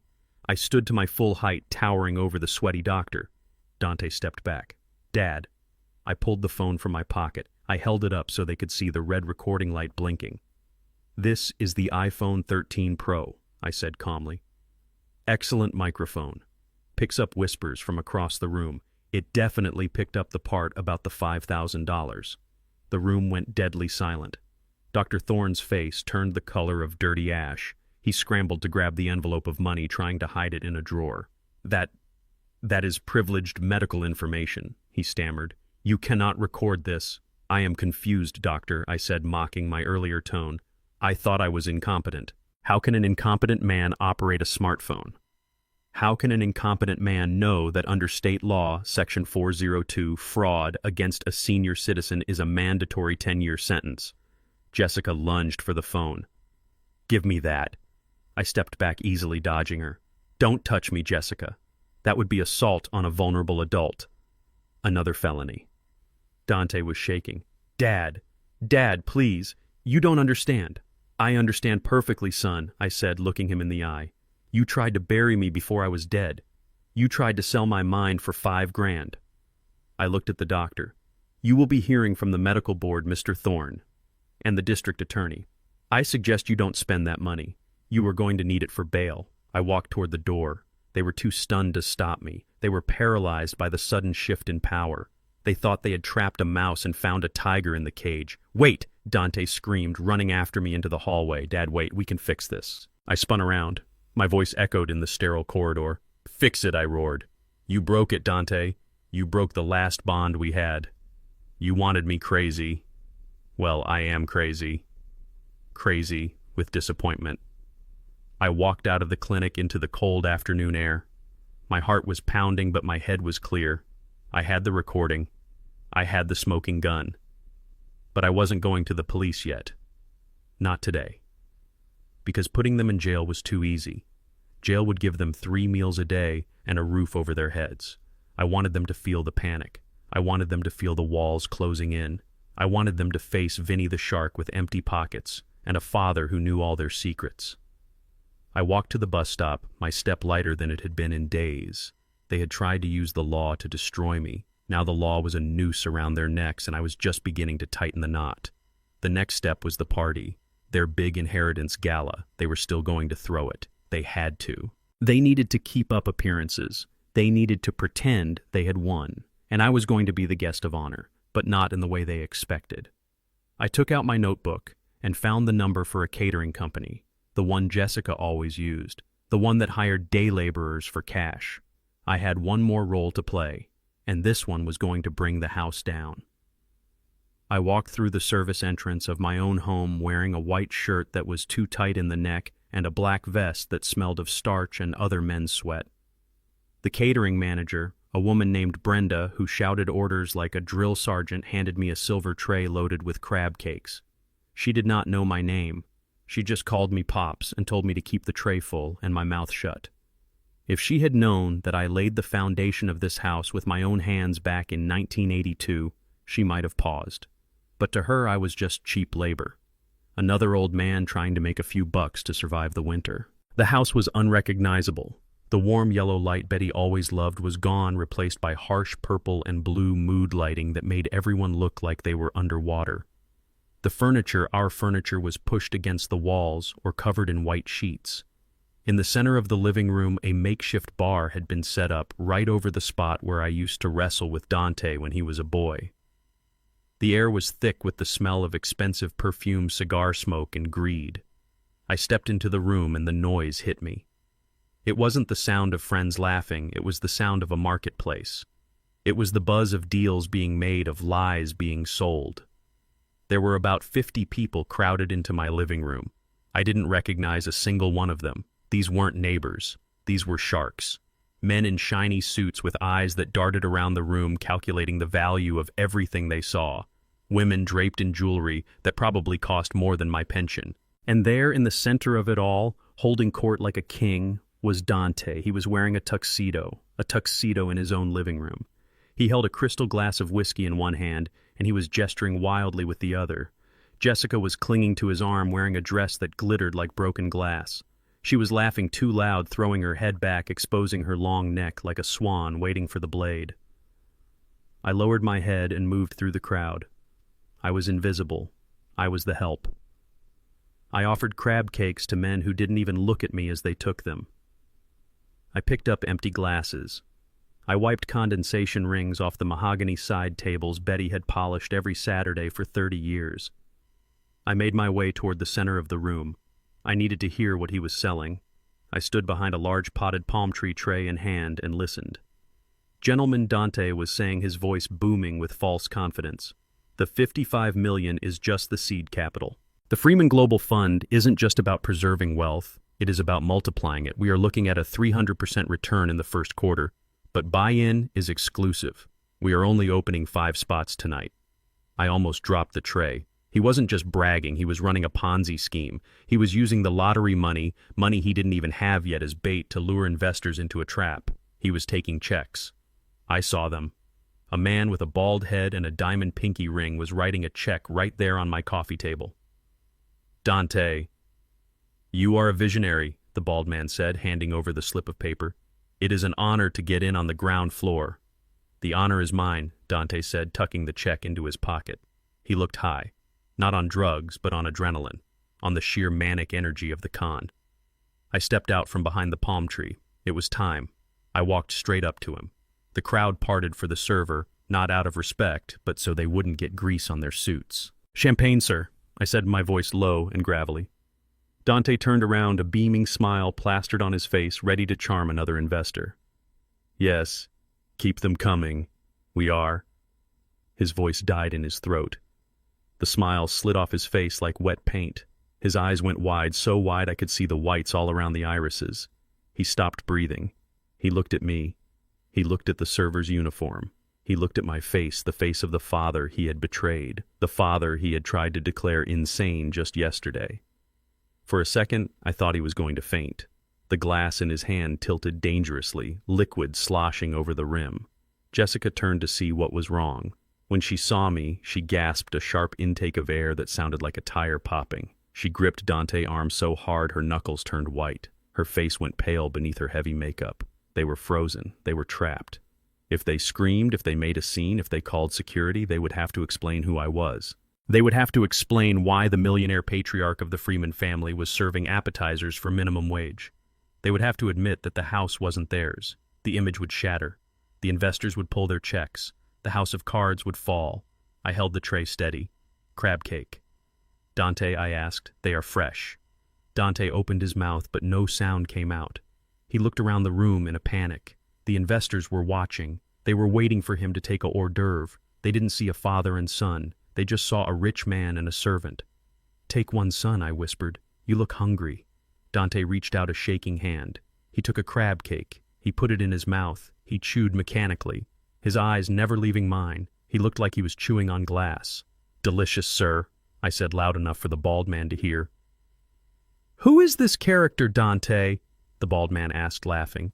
He has got a presence. Dante swallowed hard. He looked like he was going to be sick. Just the help, he stammered. Good help is hard to find. Is it? I asked, staring him down. I hear loyalty is even harder to find these days. Jessica stepped in, trying to salvage the moment. Her smile was terrified brittle. Thank you, server. Why don't you go check on the kitchen? I think we need more ice. She was dismissing me. She was trying to banish the ghost. I didn't move. Actually, ma'am, I think the ice is fine. But I noticed a stain on the rug. Right there. I pointed to a spot near Dante's feet. It was an old stain from years ago where I had spilled coffee. But to them, it was a threat. It was a reminder that I knew where the bodies were buried. Dante pulled a $100 bill from his pocket. His hand was trembling so bad he almost dropped it. Go take a break, he hissed through his teeth, his eyes pleading with me to disappear. Take the night off. Get out. I looked at the money. Vinny's money. Stolen money. I didn't take it. I am paid to do a job, sir, I said, and I always finish the job. I turned and walked away, weaving through the crowd, offering food to the vultures. I felt Dante's eyes burning a hole in my back. He was terrified. He was sweating through his tuxedo. Every time I walked near a guest, every time I opened my mouth, he flinched. He was waiting for me to scream. He was waiting for me to flip the table. But I didn't. That was the torture. The silence was the weapon. I circulated the room. I listened. I heard things that made my stomach turn. I heard Jessica telling a woman that I was in a luxury assisted living facility in Florida playing golf every day. Oh yes, Otis loves it there, she lied smoothly. He barely calls us. He is having so much fun spending his retirement. I heard Dante telling a group of men that he had built his fortune in tech before inheriting the family estate. Self-made, he said, tapping his chest. My father was a simple man, good heart but no head for business. I had to build this empire from scratch. Simple man, no head for business. I walked past him carrying a tray of empty glasses. Careful with that leverage, Dante, I whispered as I passed. Glass breaks easily. He whipped around, spilling his drink onto his shoes. What did you say? He hissed, grabbing my arm. I looked down at his hand on my sleeve, the same hand that had signed the fake medical papers. I said, watch your step, sir. The floor is slippery. He let go as if I were burning hot.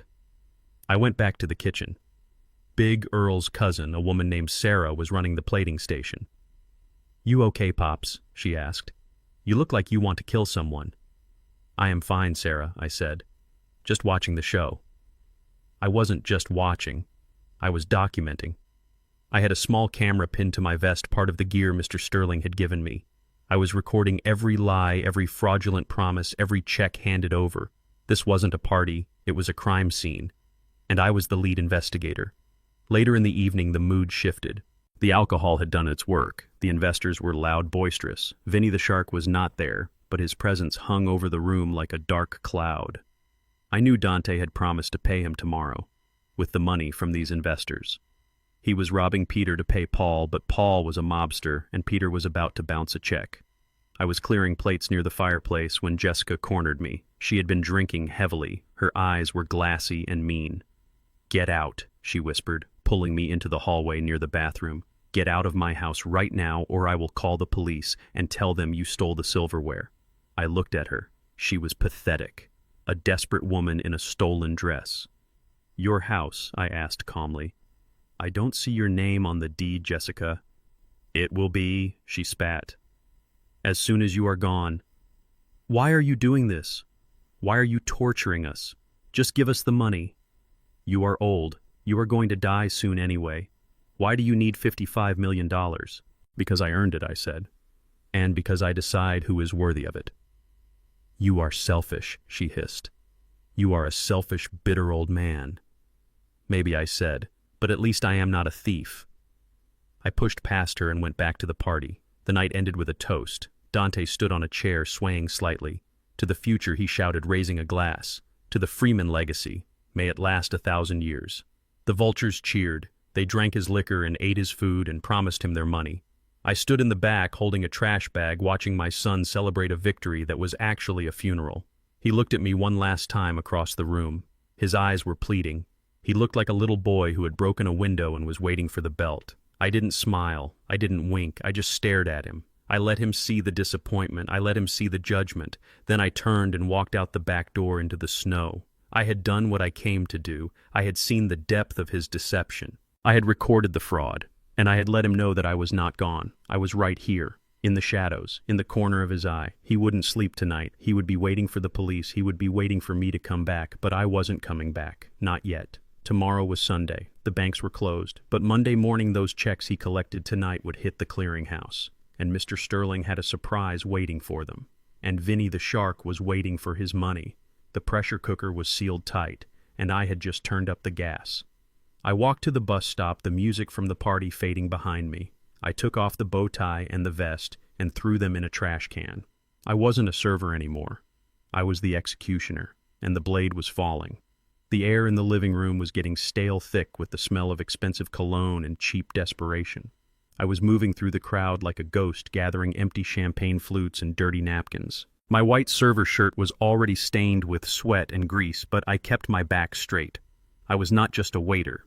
I was a spy in the house of the enemy. The party was reaching that dangerous point where the alcohol stops making people happy and starts making them mean. The investors were getting loud, their jokes sharper, their eyes glazing over with the promise of easy money. Dante was in the corner sweating through his tuxedo, trying to keep a man from New York interested in a real estate project that didn't exist. But my eyes were on Jessica. She was holding court on the white leather sofa my wife Betty had saved for 3 years to buy. Jessica had covered it with a sequined throw to hide the fact that it was 10 years old, but she couldn't hide her own nature. She was drunk not just on the wine, but on the power. She was the queen of the evening, the hostess with the mostest, the woman who had married the golden goose. She saw me coming. I saw her eyes lock onto me, and a cruel little smile played on her lips, painted a blood red that matched the wine in her glass. She waved me over, snapping her fingers like I was a dog. "Server," she called out, her voice cutting through the chatter. "We need a refill here, and be quick about it." I walked over. I kept my head down, playing the part. I reached for her glass to refill it. She didn't wait. With a flick of her wrist so casual it looked like an accident to everyone but me, she tipped the glass. The red wine splashed across the front of my shirt. It soaked into the white fabric like a gunshot wound blooming across my chest. It splattered onto my pants, and crucially, it splashed onto her shoes. Those shoes. She had been bragging about them all night. Louboutins, she had told anyone who would listen. $1,200, imported from Paris. She gasped a theatrical sound of shock that silenced the immediate circle of guests. "Look what you did!" she shrieked, jumping up. "You clumsy idiot! You ruined my dress, you ruined my shoes." The music didn't stop, but the conversation did. 50 heads turned. Dante looked over from across the room, his face draining of color. He saw his wife screaming at the help. He saw the investors watching. He started to move toward us, but he was too slow. I stood there, the wine cold against my skin. I didn't apologize because I hadn't done anything. "I am sorry, ma'am," I said, my voice calm. The glass slipped. "It didn't slip, you threw it at me," she yelled, playing to the crowd. "Look at this mess. Look at my shoes. Do you have any idea how much these cost? These are designer. These are worth more than your life." She pointed at her feet. The red soles gleamed under the harsh party lights. "Clean it up," she ordered. I looked at her. I looked at the napkin in my hand. "I will get a mop, ma'am," I said, turning to go to the kitchen. "No," she barked. "Now. Clean it now. Before it stains the leather. Get down there and clean my shoes." The room went deadly quiet. Even the music seemed to fade away. This wasn't just a rude hostess anymore. This was a spectacle. This was humiliation for sport. Dante froze halfway across the room. He knew he should stop this. He knew this was dangerous, but he was weak. He was afraid of her. And he was afraid of the investors thinking he couldn't control his own household. So he stayed put, watching his father being ordered to kneel. I looked around the room. I saw the faces of the guests. Some looked uncomfortable, shifting their weight. Others looked amused, the way people look at a car crash. They were waiting to see if the old man would break. They wanted to see me kneel. So I did. I lowered myself slowly to one knee. My joints popped in the silence. I bowed my head. I took the white napkin from my tray. Jessica smiled. It was a smile of pure triumph. She thought she had won. She thought she had broken the last shred of my dignity. She stuck her foot out, waiting for me to wipe the wine from her heel. I reached out. I took her foot in my hand. It was trembling slightly, not from fear but from adrenaline. I wiped the toe of the shoe. Then I wiped the heel. I cleaned the red wine from the red sole. And then I stopped. I held her foot there for a second longer than necessary. I looked closely at the sole. I ran my thumb over the red paint. I knew luxury. Betty and I might have lived simple lives, but we knew quality. When we won the lottery, Betty bought one pair of real Louboutins. She kept them in the box in her closet and only wore them on our anniversary. I knew the weight of them. I knew the stitching. I knew the way the red lacquer was applied to the sole. This shoe in my hand was light. The stitching was uneven, and the red sole was just cheap paint peeling slightly at the edge where the wine had hit it. I looked up. Jessica was looking down at me, expecting submission. I leaned forward. I moved my face close to hers, so close I could smell the expensive gin on her breath. I whispered so only she could hear, but my voice was hard as diamond. "You got ripped off, Jessica." Her smile faltered. "What? These shoes?" I whispered, my hand still holding her foot. "They are fakes. Knock-offs. Canal Street specials. Just like the purse you are carrying. Just like the ring on your finger." Her eyes went wide. The panic started to rise in her chest. "And just like you, I finished. You are a fake, Jessica. You are playing dress-up in a house that isn't yours, spending money you don't have, wearing shoes you couldn't afford, even if they were real. You are nothing but a cheap copy." She yanked her foot away from my grip. She stumbled back, losing her balance for a second. Her face turned a violent shade of red that matched the wine on my shirt. She didn't think. She didn't calculate. She just reacted. She swung her hand. The slap echoed through the room like a pistol shot. It hit me square on the cheek. It stung. My head snapped to the side, my hat fell off. The silence that followed was absolute. I stayed there on one knee for a heartbeat. I let the sting fade. I let the red mark on my face bloom. Then I slowly turned my head back to look at her. I didn't touch my face. I didn't shout. I just looked at her with eyes that had seen molten steel pour at 2,000 degrees. She was breathing hard, her chest heaving. She realized too late what she had done. Phones were up. I saw them. The bald investor with the pinky ring was recording. A woman in a blue dress was live streaming. She had just slapped an elderly servant in the middle of a party. She had just assaulted a senior citizen on camera. Otis Dante screamed, rushing forward, finally finding his legs. "Jessica, what are you doing?" Jessica looked around wild-eyed. "He insulted me," she shrieked, pointing a shaking finger at me. "He insulted me, Dante! Throw him out!" I stood up slowly. I picked up my hat. I dusted off my knee. I looked at Dante. He was terrified. He wasn't looking at me. He was looking at the investors. He saw their faces. He saw the disgust. He saw the checks they had written mentally evaporating. "I am leaving, sir," I said, my voice projecting to the back of the room. "I don't need to be thrown out." I turned to the guests. "I apologize for the disturbance, folks. I hope you enjoy the rest of your evening. Be careful with the investments, though. Sometimes things aren't as solid as they look." I walked toward the door. The crowd parted for me like the Red Sea. They looked at me with a mix of pity and awe. They looked at the red handprint on my face. Jessica was crying now, hysterical tears of rage and humiliation. "He is crazy," she was yelling. "He is a crazy old man." But nobody was listening to her. They were looking at the video replays on their phones. They were whispering. I walked out the front door and down the steps. The cold air hit my face, cooling the burn of the slap. I walked down the driveway, past the neon green Lamborghini, past the rented luxury cars. I reached the street and kept walking. I touched my cheek. It hurt, but it was a good hurt. It was the hurt of a trap snapping shut. She had given me exactly what I needed. Assault, battery, elder abuse, recorded by 20 witnesses. I pulled out my phone and dialed Mr. Sterling. "Otis," he answered on the first ring. "It is done," I said. "She hit me. On camera." Sterling let out a breath. "Are you okay?" "I am fine. Better than fine." "Is Vinny watching?" "He is," Sterling said. "My contact says Vinny has seen the live stream. He knows the party is a disaster. He knows the investors are walking." "Good," I said. "And the bank?" "They saw the transaction alert," Sterling said. "They know Dante is trying to kite checks. The freeze is absolute, Otis. As of tomorrow morning, his cards won't even buy a pack of gum." I hung up. I looked back at the house. I could see shadows moving in the window. I could see arms waving. The party was over. The hangover was just beginning. Jessica thought she had humiliated me. She thought she had put the servant in his place, but she didn't know the servant was the landlord, and the landlord just canceled the lease. I walked into the night, my face burning, my heart cold. Tomorrow was Monday. The banks would open. The lawyers would file the motions, and Dante and Jessica would wake up to a world where the floor had simply vanished. I had 30 days to teach them a lesson, but I think I only needed about 3 more, because Vinny the Shark was coming, and unlike me, Vinny didn't slap. Vinny bit. I headed for the subway. I had one more stop to make before I disappeared completely. I needed to see an old friend, a man who knew how to make sure a video went viral. Because if Jessica wanted an audience, I was going to give her the biggest audience in the world. The snow on the streets of Pittsburgh had turned to gray slush, the kind that seeps into your boots and rots the leather. It had been 7 days since the party. 7 days since I walked out of that house, leaving my son and his wife standing in the ruins of their social climbing ambitions.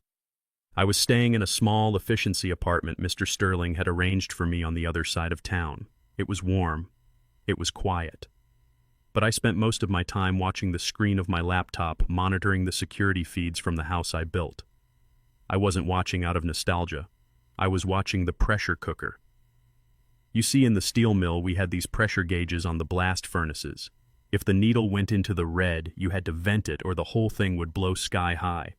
Dante had been living in the red for a week. The investors from the party had canceled their checks the moment the first rumors of fraud started circulating. The bank had locked down the accounts so tight a germ couldn't slip through, and the phone calls from Vinny the Shark Moretti had stopped.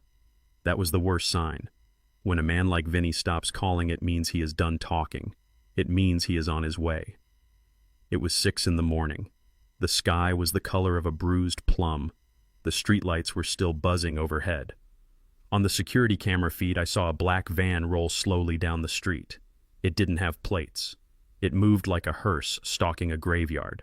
It stopped right in front of my driveway, right in front of that neon-green Lamborghini Urus Dante had bought with the loan shark's money. The car was covered in a light dusting of snow, looking like a radioactive lime popsicle left out in the freezer. 2 men got out of the van. They were big. They wore thick coats and ski masks. They didn't look around. They didn't care who saw. This was not a stealth mission. This was a billboard. One of them carried a heavy 5-gallon bucket. He walked up to the Lamborghini. He didn't hesitate. He swung the bucket in a wide arc. Thick, viscous red paint splashed across the windshield over the hood and down the grill. It looked violent. It looked like a crime scene. In the gray light of dawn, the red was shocking. The second man pulled a baseball bat from his coat. He didn't smash the windows. That would be too easy. Instead, he walked up to the driver's side door and swung hard at the side mirror. It shattered plastic flying onto the snow. Then he took a piece of paper from his pocket and slapped it onto the wet paint on the hood. They got back in the van and drove away. The whole thing took less than 45 seconds. I sat in my warm apartment sipping my coffee, feeling a cold knot in my stomach. I didn't feel joy. I didn't feel victory. I felt the heavy sadness of a father watching his son learn that fire actually burns. An hour later, the front door of the house opened. Dante stepped out in his bathrobe. He was holding a mug of coffee, looking out at the morning, expecting to see his kingdom. Instead, he saw the blood-red paint dripping off his $300,000 dream. He dropped the mug. I couldn't hear it shatter through the camera feed, but I saw it explode on the porch steps. He ran down the driveway, slipping on the ice in his bare feet. He touched the paint. It was still wet.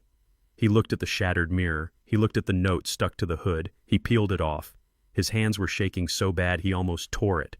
I knew what it said without reading it. It was the invoice. The bill was due. Dante screamed. It was a silent scream on my monitor, his mouth wide open, his face twisted in pure terror. He looked around the street, paranoid, expecting Vinny to be watching from the bushes. He ran back inside, slamming the door. I switched the feed to the interior cameras. Dante was in the kitchen, pacing back and forth, pulling at his hair. He looked terrible. He hadn't shaved in days. His eyes were sunk deep into his skull, dark circles bruising the skin underneath. He looked like a man who hadn't slept since the night I left. Jessica came into the kitchen wearing a silk robe that was probably stolen or bought on a maxed-out credit card. She looked at him with disdain. "What is it now, Dante?" she snapped. "Why are you screaming? It is 7 in the morning." He threw the paint-covered note onto the island counter. "Read it," he choked out. "Just read it." Jessica picked it up. She read it. Her face went pale. "Double or nothing," the note said. "You have 24 hours, or we take the house and a pound of flesh." 24 hours, Jessica whispered. "We don't have 24 hours, Dante. We don't have $24. We have to leave," Dante said, his voice rising to a hysterical pitch. "We have to run. We can take the car and—" "Oh God, we can't take the car. The car is marked. They know the car." He grabbed Jessica's shoulders, shaking her.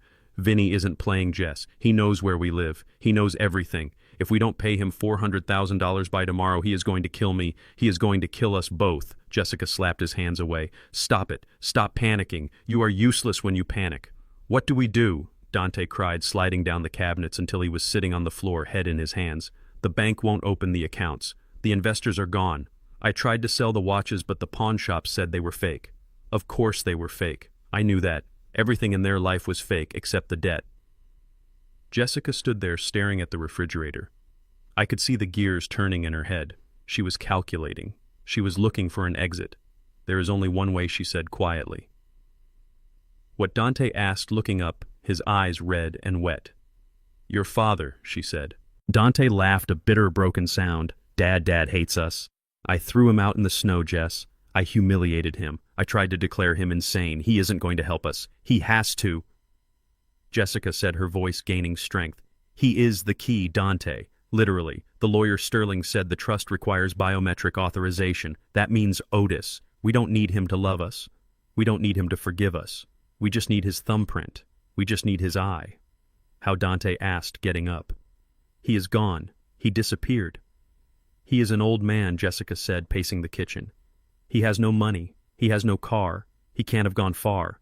He is probably in a shelter, or sleeping on a grate somewhere. She turned to Dante, her eyes blazing with a new desperate intensity. We find him. We bring him back here. We tell him we are sorry. We cry, we beg. We tell him we made a mistake. We tell him Vinny is going to kill us. He is a father, Dante. He is soft. He has always been soft. If he sees you crying, if he sees you in danger, he will cave. He will sign whatever we put in front of him just to save his little boy. I watched from my apartment, my coffee growing cold in my hand. He is soft, she said. She didn't know that steel is forged in fire. She didn't know that 40 years in a mill turns a man's skin to leather. She didn't know that the softness she remembered was a choice, not a weakness. And I had made a new choice. Dante wiped his face. You really think he will help? He doesn't have a choice, Jessica said, grabbing her purse. If Vinny kills us, who is going to take care of him? We are his retirement plan, Dante. He needs us just as much as we need him. Now get dressed. We are going to every soup kitchen and homeless shelter in this city until we find him. They moved with a frantic energy now, the energy of the damned. They thought they were going on a rescue mission. They thought they could just scoop me up out of the gutter, dust me off, and use me like a key to unlock their salvation. They didn't realize that by bringing me back into that house, they were inviting the judge, the jury, and the executioner right into their living room. I closed the laptop. They were coming for me. Not to kill me this time, but to use me. It was time to be found. But I wasn't going to make it easy, and I wasn't going to go back as the victim. I picked up my phone and called Mr. Sterling. They are coming, I said. Good, Sterling replied. Is the trap set? It is, I said. Vinny scared them straight, or at least scared them desperate. They are going to scour the city. Where will you be? Sterling asked. I will be at the shelter on 9th Street, I said. The one near the river. It is the worst one in the city. If they find me there, they will think I am broken. They will think I am desperate. It will make their lie easier to swallow. And Otis Sterling added, his voice serious. Remember the clause. 30 days. If you go back, you have to endure it. You cannot break character. You cannot let them know you have the power until the clock runs out. I know, I said. 22 days left, Sterling said. Can you do it? I looked at the image of the red paint on the snow on my screen. I looked at the fear in my son's eyes. I can do it, I said. Because I am not doing it for me anymore. I am doing it for Betty. And I am doing it to save my son from himself. I hung up. I put on my old coat.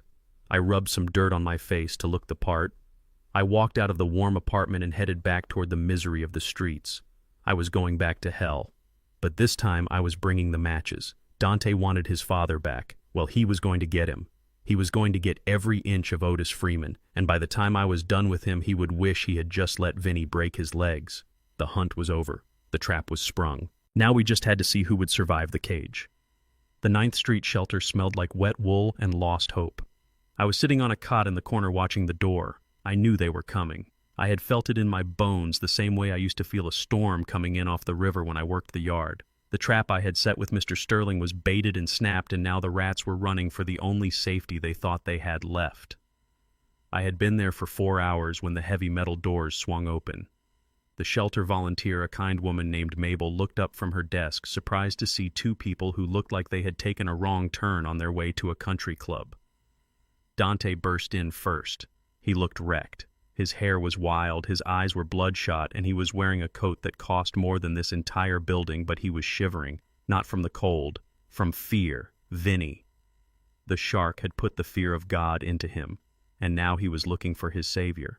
Jessica was right behind him. She was wearing big sunglasses, probably to hide the fact that she had been crying, or maybe to hide the shame of stepping foot in a place like this. She looked around the room at the rows of cots, at the men huddled in blankets, and she shuddered. She looked like she was afraid she might catch poverty just by breathing the air. Then Dante saw me. I was sitting with my back against the wall, my hat pulled low over my eyes. I didn't move. I didn't wave. I just watched. "Dad!" he shouted, his voice cracking. He didn't care who heard. He ran across the room, dodging between the cots. He fell to his knees right in front of me. He didn't care about the dirty floor. He didn't care about his pants. "Dad. Oh God, Dad, I am so sorry." He grabbed my hands. His hands were freezing and clammy. He buried his face in my lap and started to sob. It was a pathetic sound. A sound of a man who has realized he is not the king of the world, but just a pawn in a game he doesn't understand. "I am so sorry, Dad," he blubbered. "I don't know what happened. I don't know what came over me. The grief. Losing Mom. It made me crazy. I wasn't thinking straight. Please, Dad, you have to forgive me." I looked down at the top of his head. I remembered holding him when he was a baby. I remembered teaching him to ride a bike. I remembered the day I carried him on my shoulders at the Union Parade. Where had that boy gone? Was he still in there somewhere buried under layers of greed and fear? Or was this performance just fear of Vinny? Jessica walked up slowly. She stood behind him. She took off her sunglasses. Her eyes were red, but they were dry. She wasn't crying, she was calculating. "Otis," she said, her voice trembling just enough to sound convincing. "We were so worried. When we saw you were gone, we panicked. We drove all over the city. We called hospitals. We thought we lost you." She knelt down too. It looked painful for her. She put a hand on my shoulder. "Please come home," she said. "The house is empty without you. It isn't a home without you. We want to take care of you. We want to make it right. We want to be a family again." I listened to their words. They were the right words. They were the words a father wants to hear. But I knew the truth. I knew about the fake medical papers. I knew about the stolen money. I knew about the red paint on the Lamborghini. They didn't want me. They wanted my signature. They wanted access to the trust fund so they could pay off the loan shark before he started breaking bones. But I had a role to play. I had 30 days to endure, 30 days to test them. I looked at Dante. I pulled my hand away from his grip slowly. "You threw me out, son," I said, my voice raspy and weak. "You took my keys. You told me to go die." I know Dante cried. I know, and I will regret it for the rest of my life. I was sick, Dad. The stress, the pressure. But I am better now. I see clearly now. Please, let us take you home. You shouldn't be here. This place it is not for you. I looked around the shelter. "It is warm here," I said. "People are kind." "No," Jessica said quickly. "No, Otis. You belong with us, in your room, with your things. We will cook for you. We will clean for you. You won't have to lift a finger. Just come home." I let the silence hang in the air. I let them sweat. I watched Dante looking at the door as if he expected Vinny to walk in any second. "Okay," I said finally. "I will come home." Dante let out a breath that sounded like a tire deflating. "Thank you, Dad. Thank you. You won't regret it." He stood up and tried to help me rise. I pushed him away gently. "I can stand," I said. "But there is a condition." "Condition?" Jessica asked, her eyes narrowing slightly. "Anything, Otis. Anything you want. I am not coming alone." Dante looked around confused. "What do you mean? Who else is there?" I whistled. A sharp, short sound. From under the cot next to mine, a shadow moved. A low growl vibrated through the floorboards. A dog emerged. It was the stray from the bus stop, the one that had followed me through the snow. I had named him Beast. He was a mix of everything tough. Pitbull shepherd, maybe some wolf. He was huge, scarred, and missing half an ear. He smelled like wet fur in alleyways. He stood up and shook himself, sending dust flying. He looked at Dante and bared his teeth. A low rumble started in his chest. "This is Beast," I said, petting his massive head. "He stays with me." Jessica recoiled, covering her nose. "That thing. Otis, that is a wild animal. It is filthy. It probably has fleas." "He saved me from freezing," I said. "He kept me warm when my own family put me in the cold. If I go, he goes. If he stays, I stay." Dante looked at the dog, then at me, then at Jessica. He was doing the math. A flea-ridden dog versus a broken leg from Vinny. "Fine," Dante said quickly. "The dog comes. Whatever. Just let's go." "No," Jessica said, stamping her foot. "Absolutely not. I am not having a stray beast in my house. It will ruin the carpets. It will smell up the furniture." "Otis, be reasonable." I sat back down on the cot. Beast sat down next to me and rested his heavy head on my knee, staring at Jessica with yellow, unblinking eyes. "I am being reasonable," I said. "This is my family now, Jessica. You made your choice. I made mine." Dante grabbed Jessica's arm and pulled her aside. I could hear them whispering. "Let him bring the damn dog," Dante hissed. "We need him. Once he signs the papers, we can get rid of the dog. We can take it to the pound. Just get him in the car." Jessica looked at me, then at the dog, then at Dante. She took a deep breath. She forced a smile that looked like a grimace of pain. "Okay," she said. "Beast can come. But he stays in the basement. He sleeps in my room, I said, at the foot of my bed, and he eats what I eat. Fine, Jessica snapped. Fine. Can we go now? There is one more thing, I said. What now, Dad? Dante asked, his patience fraying at the edges. I am hungry, I said, standing up slowly. And so is Beast. We haven't eaten a good meal in days. We will pick up food on the way home, Dante said. We will get drive-through. No, I said. I want a home-cooked meal. Jessica rolled her eyes. I will order catering. No, I repeated. I looked directly at Jessica. I want you to cook. Me? Jessica asked, offended. I don't cook, Otis. You know that. We have people for that. You sent the people away, I said. And besides, a daughter-in-law should cook for her family. It shows respect. I want a steak, I said, medium rare, and mashed potatoes, and greens, like Betty used to make. Jessica looked like she was going to scream. She looked at her manicured nails. She looked at her silk dress. And Beast, I added, scratching the dog behind the ears. He likes steak too. 2 steaks. One for me. One for him. Cooked by you, Jessica. Tonight. You want me to cook a steak for a dog? She asked, her voice rising an octave. He is a guest, I said. And he has better manners than some people I know. Dante stepped in. She will do it, Dad. She loves cooking. Right, Jess. He glared at his wife, a look of pure desperation. Do it, his eyes said. Do it, or we are dead. Jessica swallowed her pride. It must have tasted bitter. I would love to cook for you, Otis, she lied through clenched teeth. And for Beast. Good, I said. I picked up my suitcase. Beast stood up and shook himself again, sending a cloud of shelter dust into the air. Lead the way, son, I said. We walked out of the shelter. Dante walked in front, trying to look dignified. Jessica walked behind, trying not to touch anything. I walked in the middle with Beast at my side. When we got to the SUV, Dante opened the back door. The leather seats were pristine, cream-colored soft. Beast didn't wait for an invitation. He jumped in, muddy paws and all. He circled 3 times on the leather seat, scratching it with his claws before settling down. Jessica let out a small whimper as she saw the mud on the upholstery. I climbed in next to him. The car was warm. It smelled of new money and old debt. As we drove away from the shelter, I looked out the window. I was going back to the house I built. But I wasn't going back as the victim. I was going back as the warden. The clock had started. 30 days. They thought they had rescued me. They thought they had solved their problem, but they didn't know that the real problem was sitting in the back seat stroking a dog that looked like a wolf. And they didn't know that Vinny wasn't the only one who was going to demand payment. I leaned back and closed my eyes. I imagined Jessica in the kitchen wearing an apron trying to figure out how to cook a steak. It was a small victory, but it tasted sweet. Tonight the dog would eat like a king, and tomorrow the real test would begin. I patted the pocket where the notebook was hidden. Welcome home, Otis, I whispered to myself. Let the games begin. The first week back in my own house was like living in a theater where the actors hated the audience but needed the ticket sales to survive. The air conditioning was running, but Dante and Jessica were sweating. They walked around on eggshells, terrified that one wrong move would send me walking back out the door and straight to a lawyer to cut them off for good. I found out why they were being so compliant on the second morning. I was coming down the stairs early, my joints stiff from the damp weather, when I heard them whispering in the kitchen.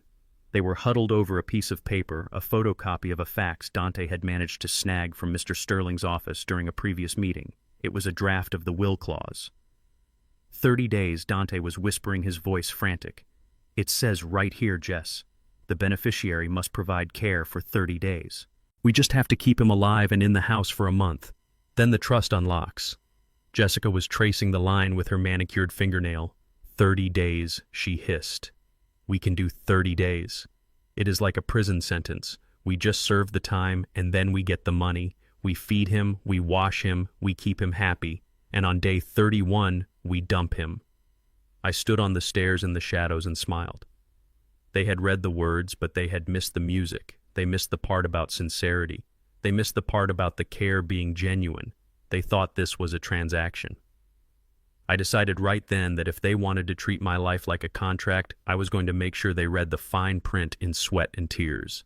I walked into the kitchen. They jumped apart like guilty teenagers hiding the paper behind a cereal box. Good morning, Dad, Dante said, his smile bright and fake. Can I get you some coffee? No coffee, I said, sitting down at the head of the table. Beast trotted in and sat next to me, resting his heavy head on my thigh. I want to do laundry. Jessica let out a sigh of relief. Oh, of course, Otis. The housekeeper is coming tomorrow. Just leave your bag by the door and she will take care of it. I shook my head slowly. No housekeeper. I fired her, remember? We are cutting costs. Dante frowned. Okay, well, we have a washer and dryer. Top of the line.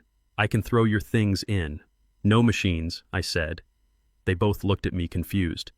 I want my clothes washed by hand, I said. My work clothes. The ones in the bottom of the suitcase. They have oil stains from 20 years ago.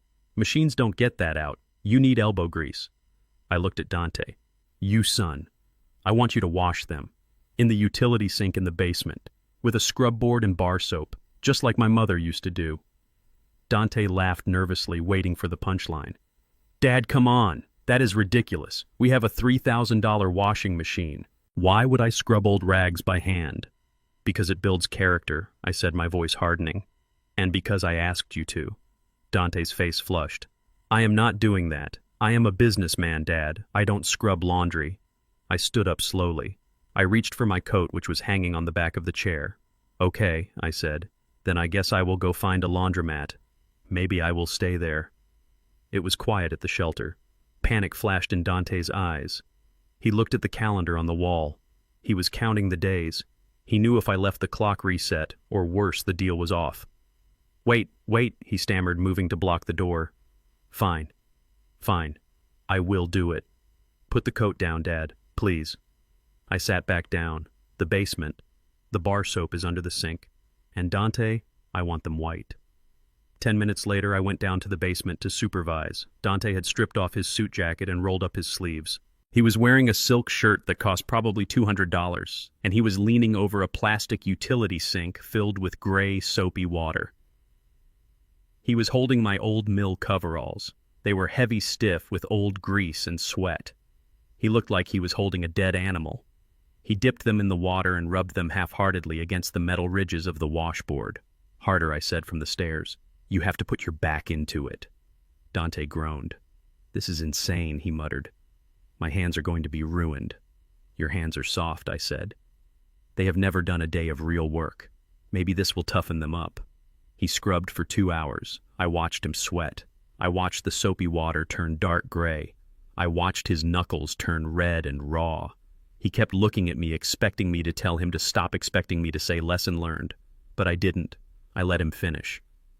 When he hung the heavy, wet clothes on the line, his hands were shaking. He looked exhausted. He looked humbled. Good job, son, I said. Now you know how I paid for your first bicycle. He didn't answer. He just walked past me, his eyes full of hate. He was banking that hate, saving it for day 31. But he did the work. That night, it was Jessica's turn. It was dinner time. Jessica had set the table.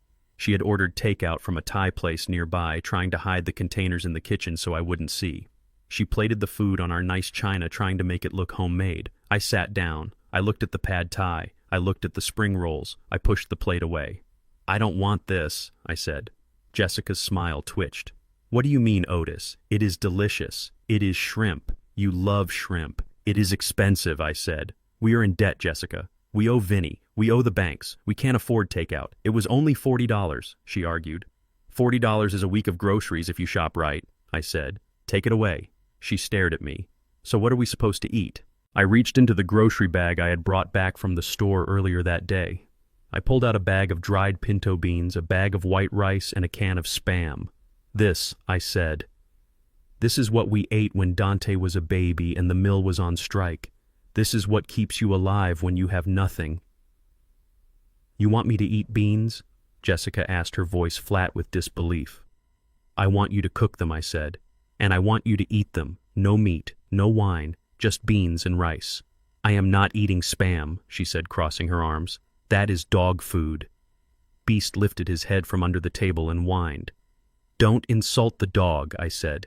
Beast gets the Spam. You get the beans. She looked at Dante for support. Dante was nursing his raw hands, nursing a glass of water because I had poured his scotch down the sink earlier. Just do it, Jess, Dante mumbled, staring at the table. Just cook the beans. Jessica grabbed the bag of beans so hard the plastic nearly ripped. She marched into the kitchen. I could hear her slamming pots and pans. I could hear her cursing under her breath. I sat there with Dante in the silence. "You think this is funny, don't you?" Dante said quietly. "You think it is funny to humiliate us?" I leaned forward. "Funny, no, son. This isn't funny. Funny is watching you drive a Lamborghini you didn't earn. Funny is watching you throw your father into the snow. This isn't funny. This is reality. This is what life looks like when you strip away the lies." The beans took 2 hours to cook because Jessica didn't know you had to soak them first. They were crunchy. The rice was mushy. It was a terrible meal, but we ate it. Jessica sat there picking at a single hard bean on her fork, her face a mask of misery. She was used to arugula salads and seared tuna. She was used to wine pairings. Now she was eating poverty stew in a house she thought she owned. "Eat up," I said, taking a big spoonful. "It sticks to your ribs." "I am not hungry," she whispered, pushing the plate away. "You will be," I promised. Hunger is a great teacher. The rest of the week went by in a blur of petty tortures that were really just lessons in survival. I made Dante mow the lawn with the old push mower even though it was winter and there was no grass just to clear the snow from the walkways. I made Jessica mend my old socks with a needle and thread. I made them turn off the heat at night to save electricity, forcing them to sleep under piles of blankets like I had done under the bridge. Every day they looked more tired. Every day the veneer of their high society life cracked a little more. Their clothes were wrinkled because they couldn't afford the dry cleaner. Dante's stubble grew in gray and patchy. Jessica's roots started to show. They were starting to look like the people they despised. But they didn't leave. They didn't quit. They endured it all with a silent, simmering rage because they were counting down the days. 7 days down, Dante whispered to Jessica one night in the hallway, thinking I was asleep. "Just 23 more. We can do this. We can survive him." He thought the hard part was the physical labor. He thought the test was about endurance. He didn't realize the real test hadn't even started yet. On Sunday night of the first week, I was sitting in the living room reading the Bible Betty had left on the nightstand. Dante and Jessica were in the kitchen washing the bean pot, arguing in hushed tones about whose turn it was to scrub. My phone buzzed. It was a text from Mr. Sterling. "Vinny knows you are back in the house. He thinks Dante has access to the money now. He is coming for a collection visit tomorrow." I closed the Bible. The first week was boot camp. I had broken down their bodies. I had broken down their pride. But now the outside world was coming crashing in. Dante thought he was protecting his inheritance by keeping me there. He didn't realize he had just trapped himself in a house with a debt he couldn't pay. I looked at the calendar on the wall. Week 1 was over. Week 2 was going to be violent. I called out to them. "Kids," I shouted. "Get some rest. We have big day tomorrow." Dante poked his head out of the kitchen. "What is happening tomorrow, Dad?" I smiled. A smile that didn't reach my eyes. "Visitors," I said. "Old friends." Dante looked relieved. He probably thought I meant neighbors or church folk. He probably thought he could charm them, play the good son. He had no idea that the visitors were bringing baseball bats and bad news. I turned off the lamp and went upstairs to my room. Beast followed me, his nails clicking on the hardwood. I slept soundly that night. I knew my son wouldn't. Not when he found out who was knocking at the door. The pressure cooker was whistling, and the lid was about to blow off. Monday morning arrived with the subtlety of a sledgehammer. The sky was a bruised purple, heavy with unshed snow, and the air inside the house was thick with a tension that had nothing to do with the weather. Dante was pacing the living room, his hands shaking as he tried to tie his tie. He was dressed for a business meeting that didn't exist, a desperate attempt to armor himself against the reality of his life. Jessica was in the kitchen aggressively chopping fruit, the knife hitting the cutting board with a violence that betrayed her nerves. I sat in my leather armchair, the one Dante had tried to throw away, and watched the steam rise from my cup of Earl Grey tea. Beast was curled at my feet, his ears twitching, sensing something I couldn't hear yet. I knew today was the day. Vinny the shark didn't give grace periods. He didn't do extensions. Monday meant payment or Monday meant pain. The explosion happened at 9 o'clock sharp. There was no knock, there was no doorbell. Just a thunderous crash that shook the picture frames on the walls. The front door, solid oak and heavy, flew open, the deadbolt splintering the doorframe like it was made of balsa wood. Dante screamed a high-pitched sound that shamed me to my core. He scrambled backward, tripping over the rug, knocking over a lamp. Jessica dropped her knife in the kitchen and ran into the living room, her eyes wide with terror. 3 men walked in. They brought the cold with them. In the lead was Vinny. He wasn't a giant, but he carried himself with the density of a neutron star. He wore a long cashmere coat, a silk scarf, and a suit that cost more than my first house. His face was clean-shaven, his hair slicked back, and his eyes were dead things, flat and black like a shark's. Behind him were 2 men who looked like they were carved out of granite. Their knuckles scarred, their expressions bored. Dante scrambled up from the floor, trying to hide behind the sofa. "Vinny, please," he stammered. "I have the money. It is coming. The transfer is pending. It is just a bank delay." Vinny didn't look at Dante. He looked around the room, taking in the crystal chandelier, the paintings, the expensive furniture. He looked like a man appraising a storage unit he had just bought at auction. Then his eyes landed on me. I didn't stand up. I didn't flinch. I took a sip of my tea. Beast let out a low, rumbling growl, but I rested my hand on his head and he went silent, though his muscles remained coiled tight. "Who is this?" Vinny asked, his voice smooth and quiet like oil pouring over gravel. "That is my dad," Dante shouted, pointing a shaking finger at me. "That is Otis. He has the money, Vinny. He is the one with the trust fund. He is going to sign the check. Tell him, Dad. Tell him we are good for it." Vinny walked toward me. His shoes made no sound on the rug. He stopped 3 feet away, looming over my chair. He smelled of expensive tobacco and violence. "You are the steel man," Vinny said. "I checked the records. You worked the mills." "I did," I replied, my voice steady. 40 years. Respect," Vinny said, nodding slightly. "My old man worked the docks. Hard life. Honest money." He turned his head slowly to look at Dante, who was sweating through his suit. "Unlike this clown. He tells me you are good for 400 grand, Mr. Freeman. Is that true? Are you covering his bet?" Dante looked at me, his eyes bulging. "Please, Dad, just tell him. Just say yes. We can go to the bank right now." I looked at my son. I saw the fear, yes, but I also saw the entitlement. He still thought I was his safety net. He still thought he could gamble with his life, and I would pick up the tab. I took another sip of tea. "I don't owe you a dime, Mr. Moretti," I said calmly. "I didn't borrow money from you. I didn't buy a Lamborghini I couldn't afford, and I didn't promise to pay you back double in a week." Vinny smiled. It was a terrifying expression. "I didn't think so." He snapped his fingers. The 2 granite men moved. They moved fast. One of them grabbed Dante by the collar of his jacket and hauled him out from behind the sofa like he was a rag doll. Dante kicked and screamed, flailing his arms, but the man didn't even blink. He threw Dante onto the coffee table, pinning him down with one hand. Jessica screamed and tried to run for the stairs, but the second man blocked her path. He didn't touch her. He just stood there, a wall of meat and intimidation. She collapsed against the banister, sobbing. Vinny walked over to Dante. He pulled a cigar cutter from his pocket. It was gold-sharp and very efficient. "You know the rules, kid," Vinny said, grabbing Dante's left hand. "You play the big shot, you pay the big shot prices. You are late. Late costs." He forced Dante's pinky finger into the cutter. Dante howled. It was a primal sound, a sound of absolute terror. "Dad, Dad, help me. He is going to cut it off. Dad, do something." I watched. My heart was hammering against my ribs like a trapped bird, but my face was stone. Every instinct as a father screamed at me to jump up, to fight, to throw myself in front of the blade. But I knew that if I saved him now, if I bailed him out one more time, I would be killing him just as surely as Vinny would. If he didn't feel the consequences of his greed today, he would do something worse tomorrow. Vinny looked at me. He was testing me. He wanted to see if I would crack. He wanted to see if the checkbook would open. "He is your son."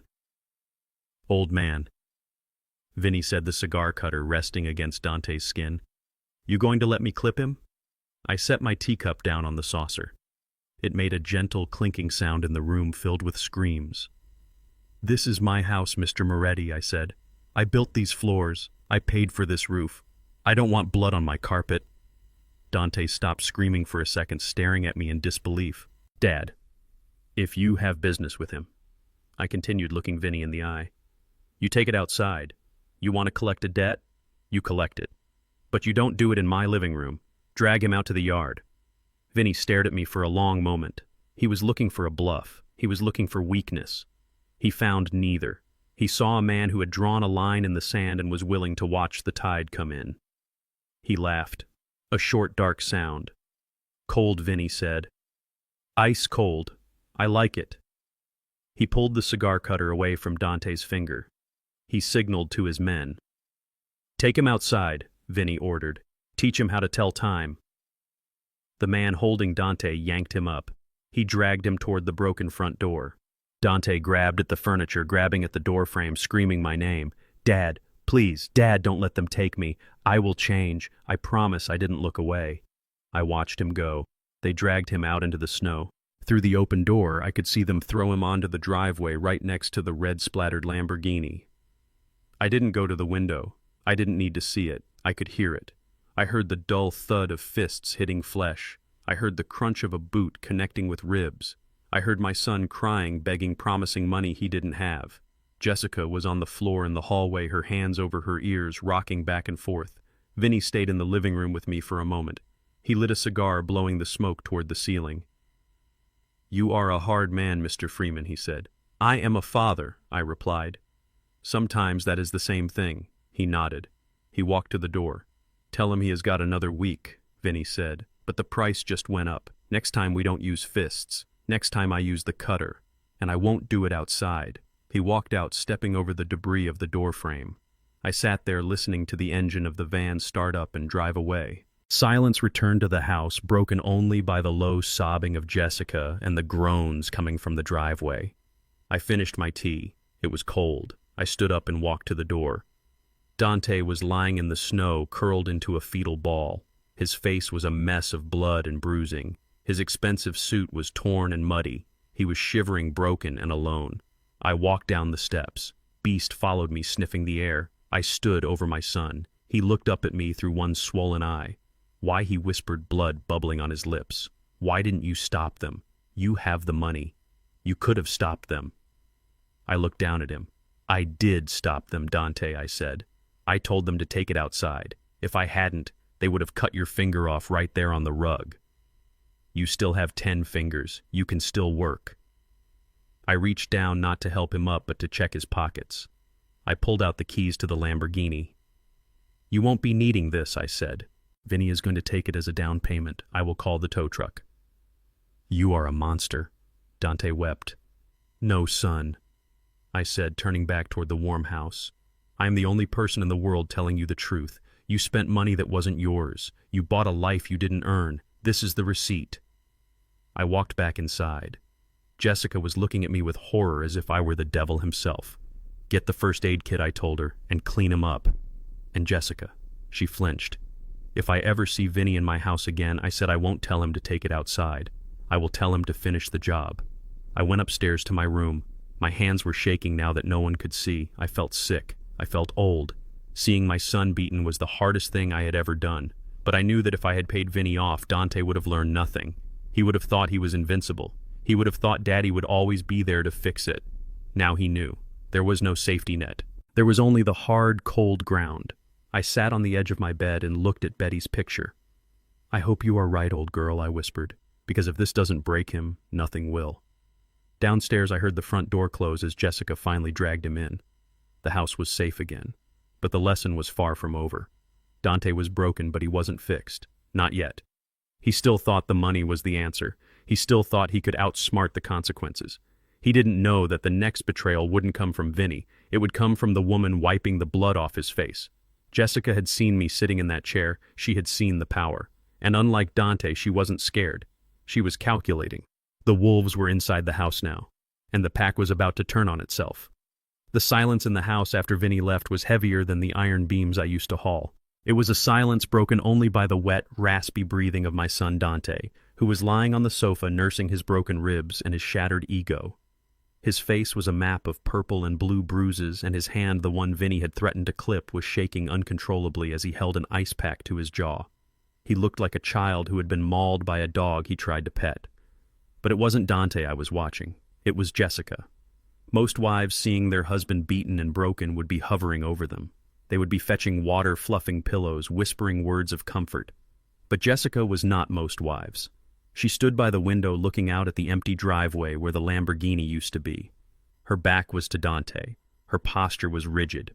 She wasn't looking at him with pity. She was vibrating with a cold, hard rage.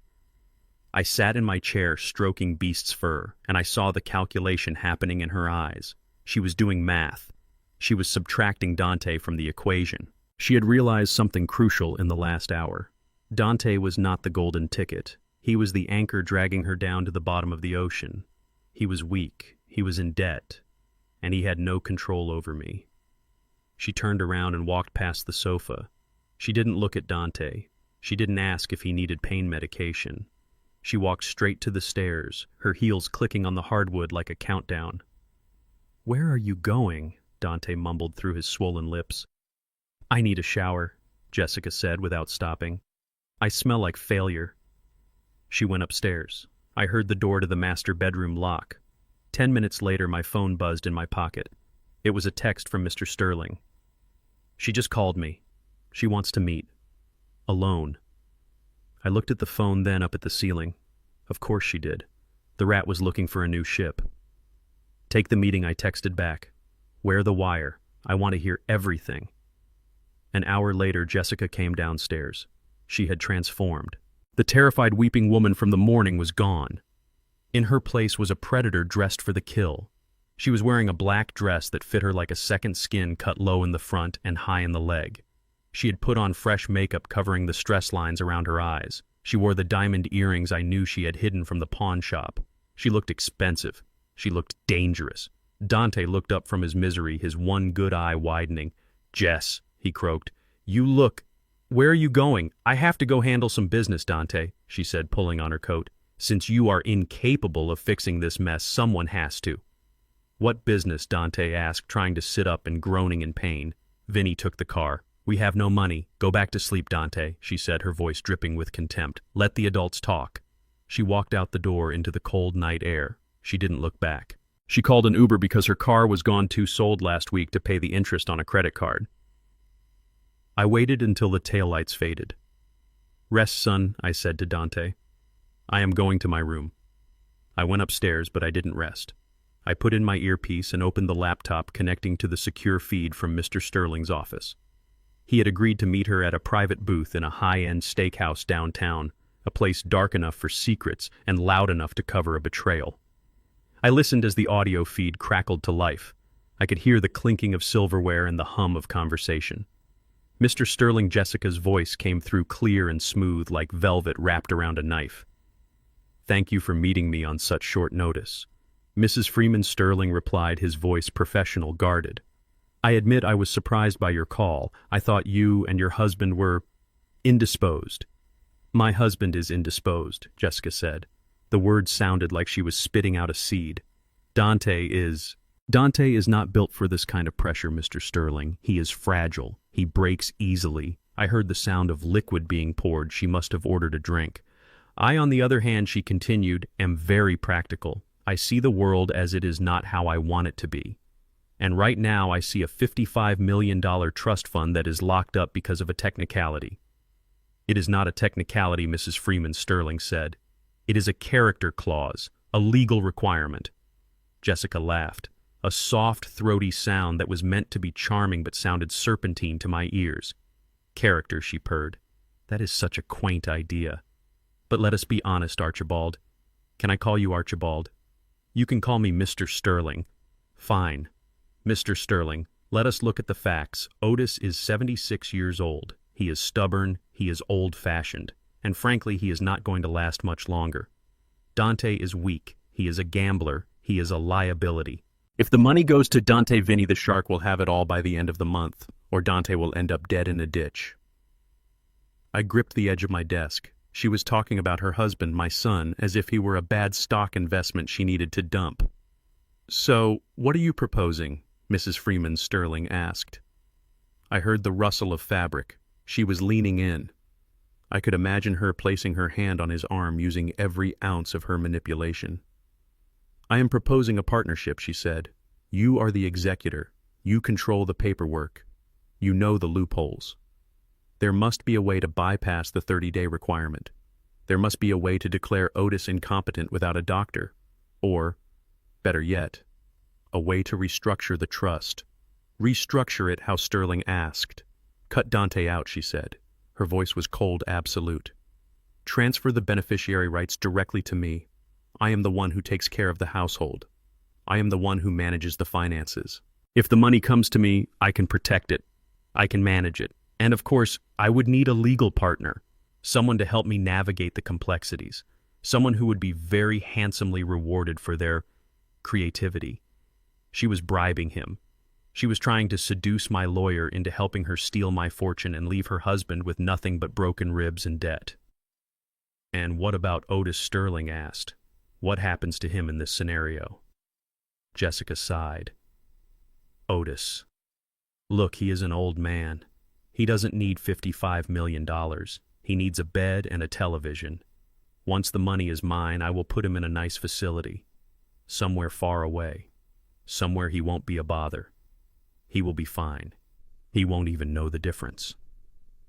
I felt a tear roll down my cheek. Not for me, for Dante. He had married a monster.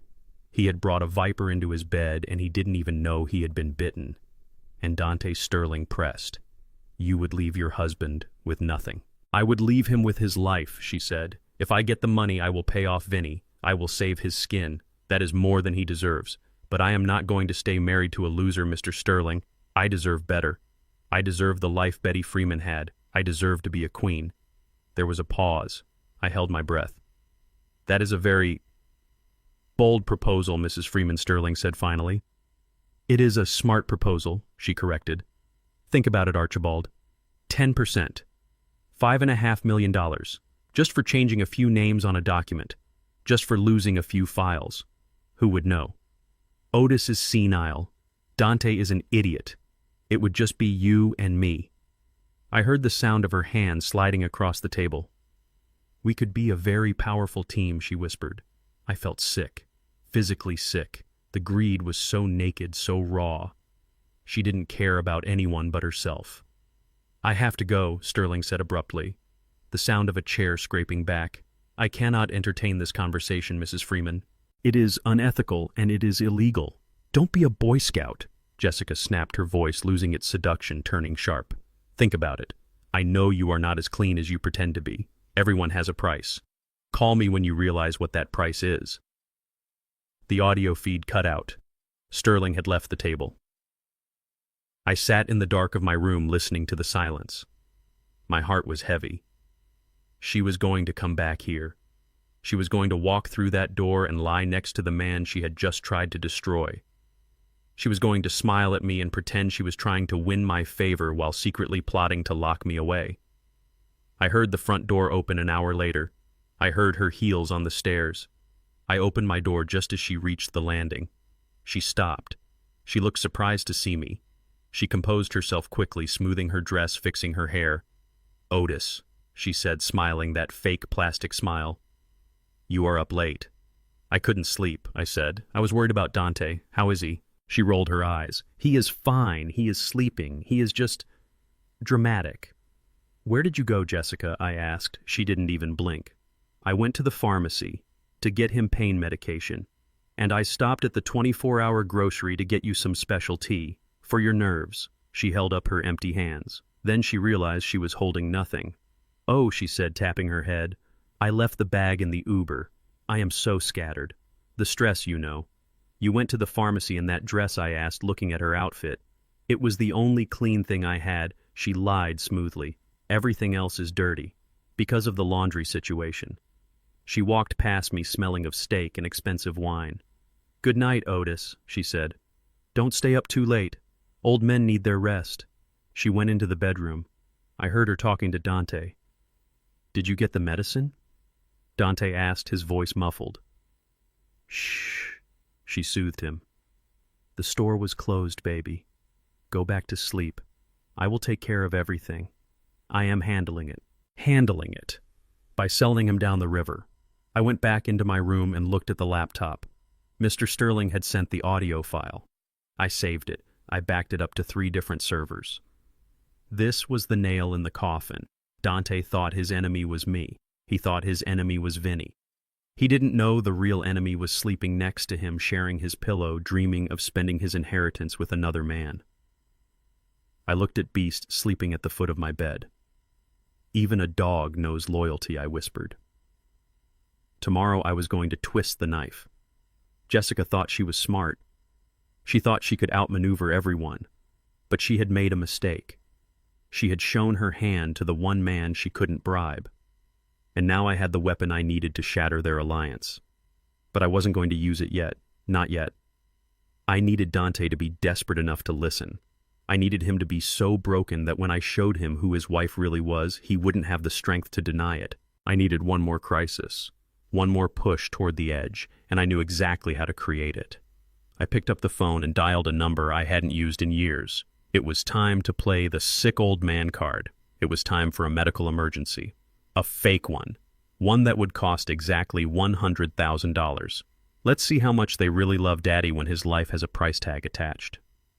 The kitchen floor was cold against my cheek, but I did not move. I lay there amidst the shattered porcelain of my coffee mug, letting my body go limp and my breathing turn shallow. I had rehearsed this moment in my head a dozen times. It had to be perfect. It had to be terrifying. Dante was the first to find me. He walked in yawning, scratching his bruised ribs, and when he saw me lying prone near the refrigerator, he let out a sound that was half scream, half whimper. "Dad, oh God, Dad, get up." He dropped to his knees beside me, shaking my shoulder. I let my head roll back, my eyes fluttering open just enough to show the whites. I gasped for air, clutching my chest with a trembling hand. "My heart, son." I wheezed. "It feels like a vice." Jessica ran in a moment later. She was already dressed in her expensive coat, probably planning another secret meeting with my lawyer. When she saw me on the floor, she didn't look concerned. She looked annoyed. She looked like someone whose inconvenient problem had just become a medical emergency. "Call 911. Dante shouted, fumbling for his phone with his good hand. "No," I rasped, gripping his wrist. "No ambulance. They will take me to the county hospital. I need Dr. Evans." Dr. Evans was not a doctor. He was my old friend Silas, a retired Army medic who used to patch up guys at the mill when we couldn't afford to lose a shift by going to the ER. Silas looked the part, though. He had a stethoscope and a grave demeanor that could freeze water. Dante called the number I whispered to him. 20 minutes later, Silas walked through the door carrying a black medical bag. He didn't look at the luxury of the house. He went straight to work. He listened to my chest. He took my blood pressure. He shone a light in my eyes. He stood up and took off his stethoscope, sighing heavily. "It is bad," he said, his voice deep and serious. "It is an aortic aneurysm. It is ready to blow. He needs surgery immediately, a bypass, or he will be dead by midnight." "Dead?" Dante whispered, his face draining of color. Silas nodded. "Dead. And I cannot do it here. I need to get him to a specialist, a private surgeon who can operate off the books today. But it is not cheap." "How much?" Jessica asked, her eyes narrowing. $100,000, Silas said. "Cash. Up front. The surgeon doesn't take insurance, and even if he did, your accounts are frozen." Dante looked at Jessica. "We don't have that kind of money. We don't have any money. Vinny took everything." "Then he dies," Silas said simply. He started packing his bag. "I will give him something for the pain, but that is all I can do. Make him comfortable. Say your goodbyes." I let out a low groan from the floor, clutching my chest again. "Dante," I whispered. "The will." "What about the will?" Dad Dante asked, leaning close. "Clause 9. I gasped. The fail-safe. If I die, before the 30 days are up, the trust." I stopped pretending to lose my breath. "What about the trust?" Jessica snapped, stepping over my legs to get in my face. "What happens to the trust?" "Automatic freeze," I whispered. 10 years. Investigation. Audit. If I die, suspicious, or premature, nobody gets a dime until 2035. The lie hung in the air like smoke. It was beautiful. It was devastating. 10 years, Jessica shrieked. She looked at Dante. 10 years, Dante. We will be dead by then. Vinny will kill us next week if we don't pay him. We need that money now. Dante looked from me to Jessica to Silas. He was doing the math. If I died today, he lost $55 million for a decade. If I lived, he got it in 3 weeks. "We have to pay," he said. "We have to save him." With what Jessica yelled, "We have nothing. You gave Vinny the cash. They took the car. What is left?" Dante looked at her. He looked at her ears. He looked at her wrists. He looked at her fingers. "The jewelry," he said, "the engagement ring, the diamond earrings, the Rolex I bought you for Christmas, and my watch collection, the designer bags, the artwork." "No," Jessica said, covering her ears with her hands. "No, Dante, that is mine. That is my insurance. It is that or 10 years of poverty," Dante shouted, grabbing her arm. "Do you want to be poor, Jessica? Do you want to work at a diner? Do you want to run from sharks for the rest of your life? Give me the jewelry." I watched from the floor as their alliance crumbled. It was a beautiful thing to see. The greed that bound them together was now tearing them apart.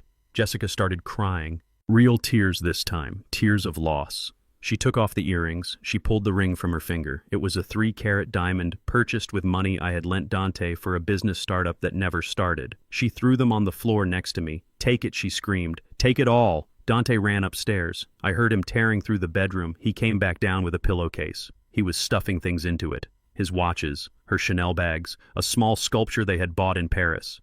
He stripped the house of everything that had value, everything they used to define themselves. He poured it all onto the living room rug. It was a pile of glittering vanity. Gold, leather, diamonds. "Is this enough?" Dante asked Silas, desperate. Silas looked at the pile. He picked up a watch. He looked at the ring. "It is a start," he said. "But you need cash. The surgeon doesn't take trinkets. You have 2 hours. Get to a pawn shop. Get the cash. Or your father dies and your money goes into the freezer." Dante scrambled to gather everything back into the pillowcase. He looked at me. "Hang on, Dad," he said. "Just hang on. I am going to save you." He wasn't saving me. He was saving his future. He ran out the door, dragging the heavy bag of loot. Jessica collapsed onto the sofa, sobbing into her hands. I lay there on the floor and closed my eyes. For the next 2 hours, the house was silent except for Jessica's sniffling.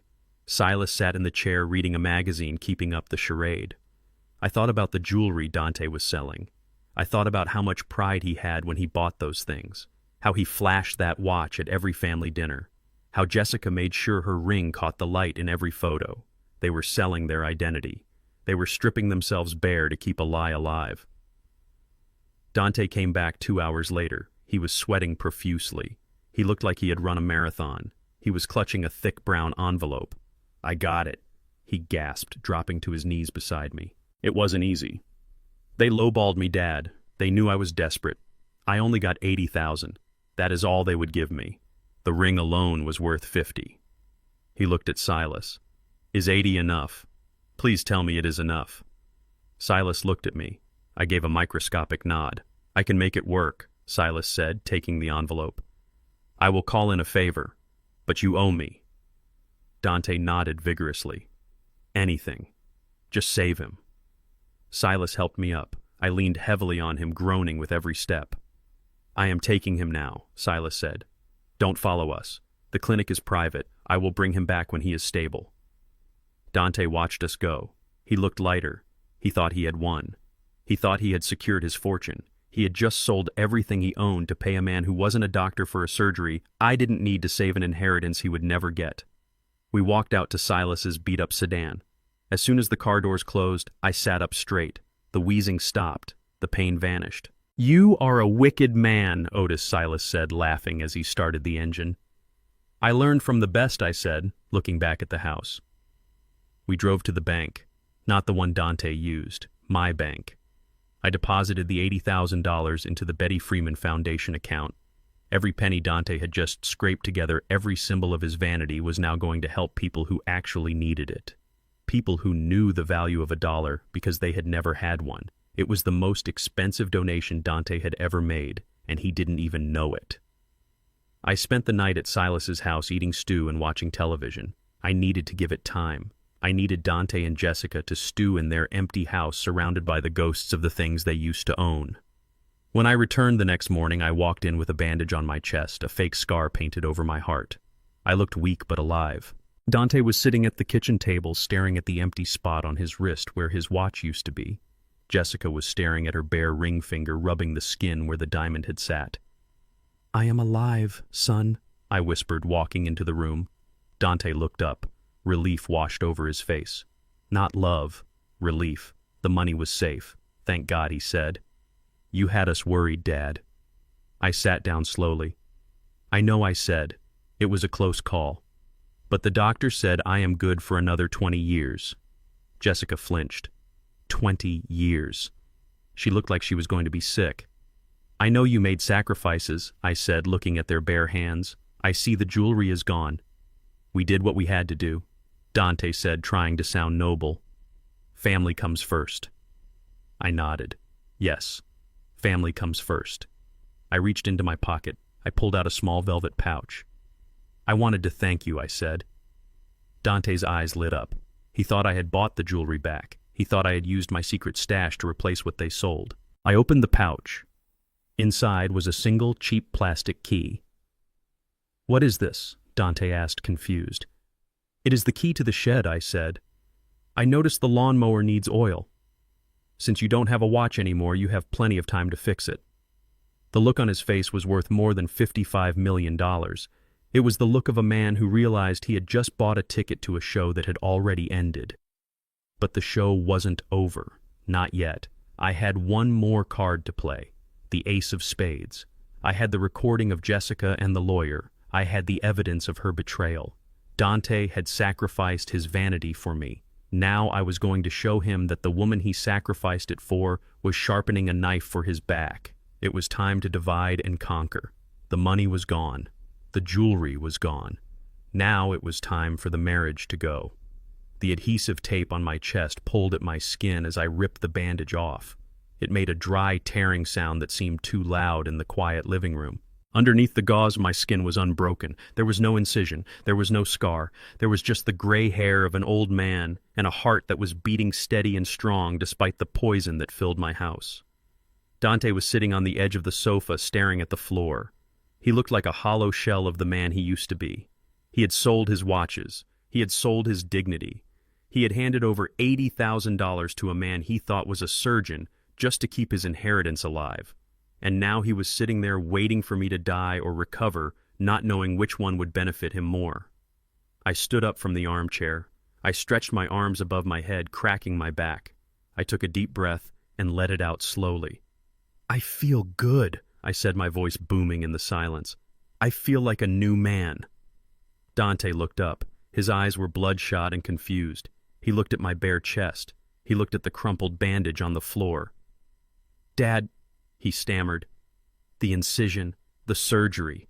It has only been 24 hours. You should be in bed. You should be weak. Miracles happen, son, I said, walking toward the kitchen. I poured myself a glass of water. My hand was steady. The tremor I had faked for weeks was gone. Maybe it was the money you spent. It must have been magic money. It healed me right up. Jessica was standing by the window. She turned around slowly. Her eyes narrowed. She was smarter than Dante. She saw the energy in my step. She saw the clarity in my eyes. She realized something was wrong. You are not sick, she whispered. You were never sick. I took a long drink of water. I slammed the glass down on the counter. I am sick, Jessica, I said. I am sick of the lies. I am sick of the greed. I am sick of watching you two circle me like vultures waiting for the carcass to cool. Dante stood up. His face went red. We sold everything, Dad. I sold my Rolex. I sold the things I loved. To save you. You sold them to save yourself, I corrected him. You sold them because you thought if I died, the trust fund would lock down for 10 years. You didn't pay for a heart surgery, Dante. You paid for a lesson. What lesson? Dante screamed, taking a step toward me. That you are a liar, that you tricked us. The lesson is about value, I said calmly, and about loyalty. You sold your toys, Dante. But do you know what your wife was doing while you were running around town pawn shops? I looked at Jessica. She froze. Her face went pale beneath her makeup. She knew. Deep down she knew that I knew. Don't listen to him, Dante, she said, her voice shrill. He is trying to divide us. He is senile. He is cruel. I reached into my pocket and pulled out a USB drive. It was small, silver, and cold. It contained the death of a marriage. I walked over to the large flat-screen TV on the wall, the one Dante had bought with credit cards he couldn't pay off. I plugged the drive into the side. Sit down, Dante, I commanded. I am not watching your home movies, Dad. Dante spat. "Sit down," I roared. My voice was the voice of the steel mill foreman. It was the voice of a man who commanded respect when sparks were flying and metal was melting. Dante sat. He collapsed onto the sofa as if his legs had been cut out from under him. I pressed play. The screen flickered to life. It wasn't a high-definition movie. It was grainy footage from a security camera inside a dimly lit steakhouse, but the audio was crystal clear. There was Jessica sitting in a booth. She was leaning forward, her hand resting on the arm of a man in a suit. "My lawyer, Mr. Sterling." Dante leaned forward, squinting at the screen. Is that Sterling?" "Shh," I said. "Listen." Jessica's voice filled the living room. It was smooth, seductive, and dripping with venom. "Dante is weak," she said on the screen. "He is a gambler. He is a liability. If the money goes to him, Vinny the Shark will have it all by the end of the month." Dante flinched as if he had been slapped. He looked at the real Jessica standing by the window. She was shaking her head, mouthing the word "no" over and over again. The video continued. "I am proposing a partnership," Jessica said on the screen. "Cut Dante out. Transfer the beneficiary rights directly to me. I can protect the money." Dante turned to look at her. His expression was one of pure heartbreak. It was the look of a man realizing that the only person he thought was on his side was actually holding the knife. Jessica on the screen laughed. It was a cold sound. "I am not going to stay married to a loser, Mr. Sterling. I deserve better. I deserve to be a queen. Once I have the money, I will dump the old man in a facility and Dante can deal with his own debts." I paused the video. The image of Jessica's smiling face froze on the screen, looming over us like a gargoyle. Dante stood up slowly. He was trembling. His hands were clenched into fists at his sides. "You tried to cut me out," he whispered. Jessica backed away until she hit the wall. "Dante, it is not what it looks like." He manipulated the video. "It is a deep fake. You know technology these days." "Stop lying!" Dante screamed. His voice broke. He sounded like a wounded animal. "I sold my watch for you. I sold everything. I humiliated myself washing clothes in the basement. I let Vinny beat me. I did it all for us." "There is no us," Jessica screamed back, dropping the act. Her face twisted into a mask of ugly rage. "There is only me, Dante. Because you are a sinkhole. You are a failure. Look at you. You are 35 years old and you are begging your daddy for an allowance. You are pathetic." Dante lunged. He didn't hit her. He grabbed a vase from the side table, a crystal vase that had been a wedding gift. He threw it against the wall inches from her head. It shattered into 1,000 diamond shards, showering her with glass and water. "You are a parasite," he yelled. "You drained me. You made me buy that car. You made me get the house. You spent every dime I ever made, and now you want to steal my inheritance." "I stole nothing," Jessica shrieked, picking up a heavy bookend and hurling it at him. It hit him in the shoulder, but he didn't even flinch. "Because you don't have an inheritance, you idiot. Your father is never going to give it to you. He hates you. Can't you see that? He is playing with us." She ran at him, clawing at his face. Dante grabbed her wrists. They wrestled in the center of the living room, knocking over the coffee table. The expensive lamp crashed to the floor. The rug bunched up under their feet. It was ugly. It was violent. It was the physical manifestation of their spiritual rot. I stood by the TV watching. I didn't intervene. I didn't call the police. This was necessary. They needed to break everything. They needed to destroy the facade they had built. "Get off me," Jessica screamed, kicking him in the shin. Dante shoved her back. She fell onto the sofa. She scrambled up, her hair wild, her dress torn at the shoulder. "I am leaving," she panted. "I am leaving you. I am going to the police. I am going to tell them you assaulted me." "Go!" Dante roared. "Get out! Take your fake shoes and your fake love and get out of my house! Your house!" Jessica laughed hysterically. "It is not your house, Dante. It is his house. You are just a squatter. You are a homeless man in a tuxedo." She grabbed her purse from the chair. She marched to the door. "I hope Vinny finds you," she spat. "I hope he breaks every bone in your body. And when you are lying in the hospital, don't call me, because I will be gone." She slammed the door so hard the glass pane cracked. Silence rushed back into the room, but it was a heavy, suffocating silence. The living room was destroyed. Glass everywhere. Furniture overturned, the smell of spilled water and old anger. Dante stood in the middle of the wreckage chest, heaving. He looked at his hands. He looked at the door. Then he looked at me. He didn't look angry anymore. He looked shattered. He looked like a building that had been imploded from the inside.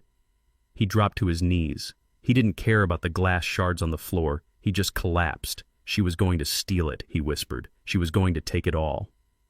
I walked over to him. I stood over him just like I had in the snow a week ago, but this time I didn't feel pity.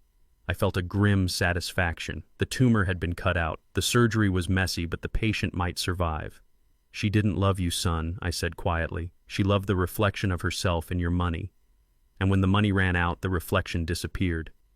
Dante looked up at me, tears streaming down his bruised face. Dad, I messed up. I messed up everything. I looked at the calendar on the wall. You have 14 days left, Dante, I said. 14 days on the clock. What clock, he asked, dazed. The clock on your redemption, I said. Jessica is gone. The jewelry is gone. The fake friends are gone. It is just you and me and the truth. I reached out a hand. Stand up, son. We have a house to clean. He looked at my hand. He hesitated. Then he reached out and took it. His grip was weak, but it was there. I pulled him to his feet. He looked around the destroyed room. What do we do now? He asked. Now, I said, handing him a broom. Now we start over. From the bottom. I walked to the kitchen to make coffee. I left him standing there in the ruins of his life. He had hit rock bottom. Finally. But he wasn't safe yet. Jessica was out there. And she was angry. A woman like that doesn't just walk away. She burns the bridge and then she comes back to poison the water.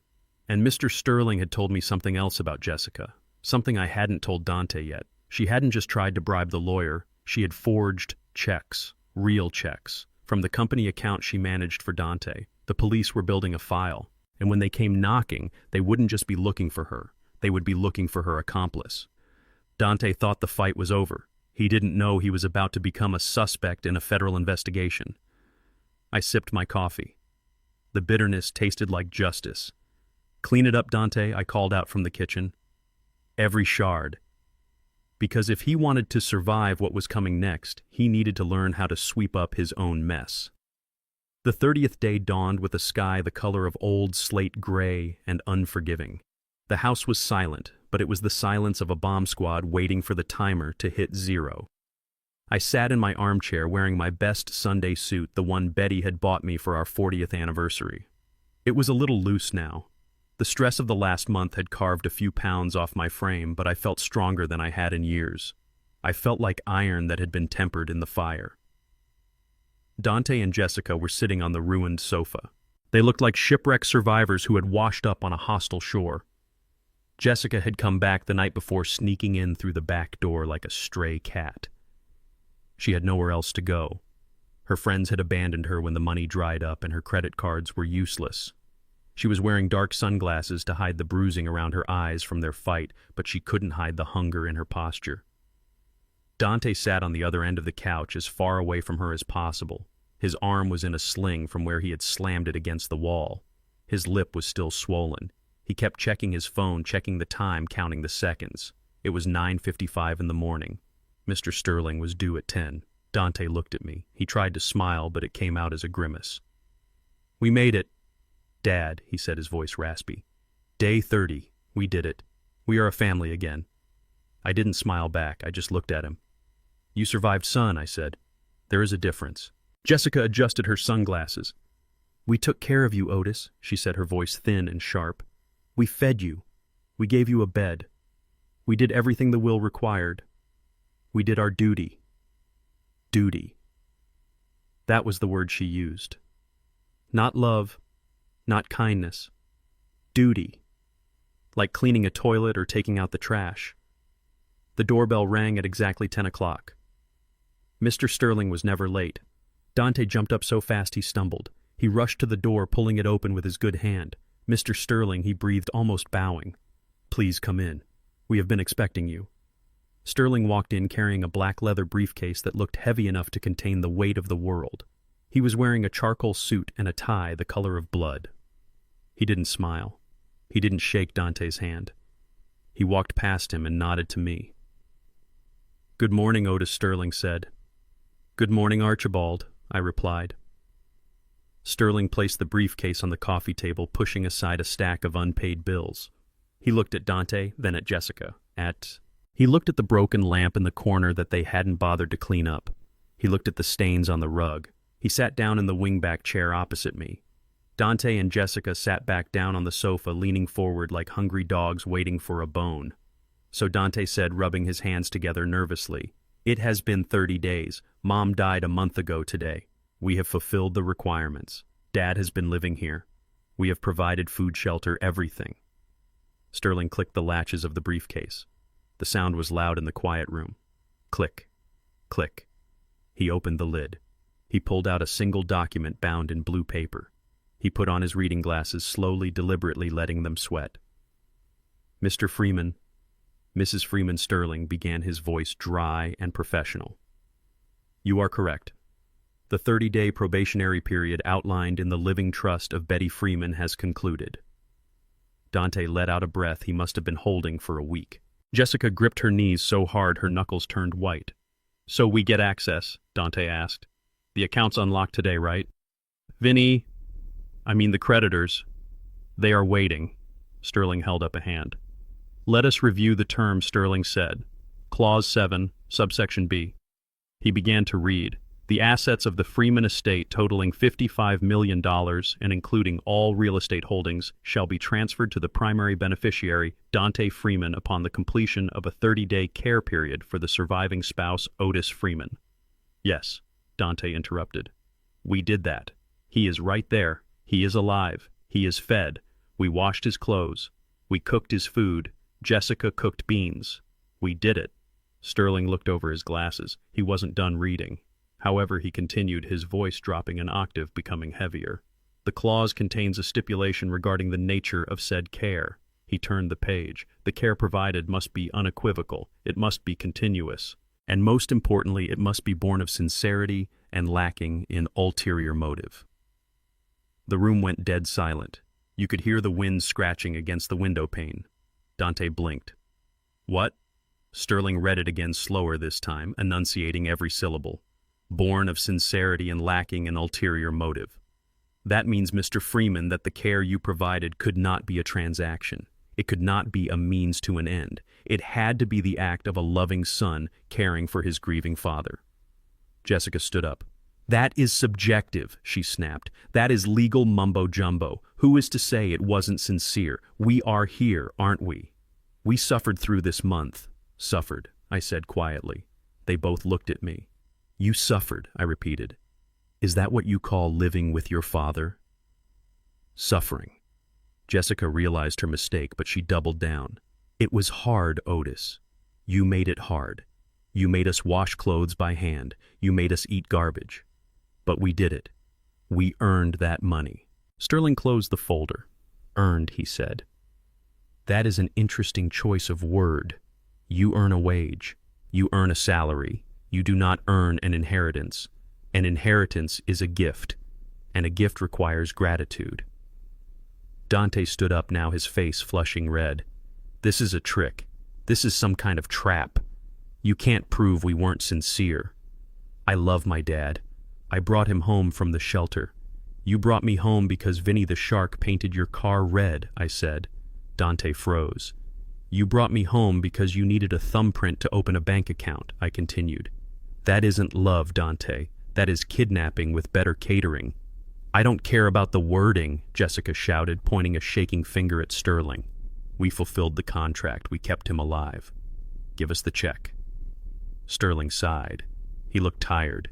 He looked like a man who had seen too much of the dark side of human nature. "I cannot do that," he said. "Why not?" Dante screamed. "Because," Sterling said, reaching into his briefcase again, "the clause has a specific enforcement mechanism. If there is any evidence of coercion, abuse, neglect, or fraudulent intent during the 30-day period, the beneficiary is immediately disqualified." "Evidence?" Dante laughed a hysterical, high-pitched sound. "What evidence? It is just our word against his. And he is senile, remember. He is confused." Sterling pulled out a remote control. He pointed it at the large flat-screen TV on the wall, the one Dante had bought with stolen money. He pressed a button. The screen flickered to life. It wasn't a TV show. It was a grid. 9 different camera angles. The living room, the kitchen, the hallway, the study. Dante's mouth fell open. "We installed them the day after the funeral," Sterling said. high definition, audio and video, cloud storage. Otis gave us permission. It is his house after all. On the screen we saw the last 30 days play out in fast forward. We saw Dante screaming at me in the kitchen. We saw Jessica spitting in my tea before serving it to me. We saw them searching my room while I was asleep looking for the safe combination. We saw the fight where they destroyed the living room, where they threw vases and screamed about how much they hated me, how much they wanted me dead. And we saw the meeting where Jessica tried to bribe Sterling, the video I had played for Dante 2 weeks ago. Sterling paused the video on a freeze frame of Dante's face, twisted in rage, his fist raised as if to strike me. This, Sterling said, pointing at the screen, this is not sincerity, this is not care, this is abuse, this is fraud, this is a conspiracy. Jessica collapsed back onto the sofa. She looked like a marionette whose strings had been cut. Dante stared at the screen. He was shaking his head back and forth, back and forth.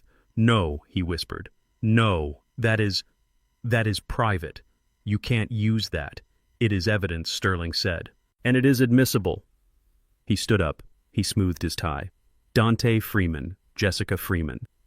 By the power vested in me as the executor of the Betty Freeman estate, and in accordance with the visual and audio evidence gathered over the last 30 days, I am hereby invoking the disqualification protocol. Disqualification, Dante choked out. You have failed the test, Sterling said. You failed it on day 1. You failed it on day 10. You failed it every single day. You treated your father like a hostage, and now the ransom has been canceled. What does that mean? Jessica whispered, her voice trembling. It means, Sterling said, picking up his briefcase, you get nothing. Not 1 dime. Not the house. Not the cars. Not the 55 million. But the debts, Dante stammered. Vinny. The bank. The loans. Those are your debts, Sterling said coldly.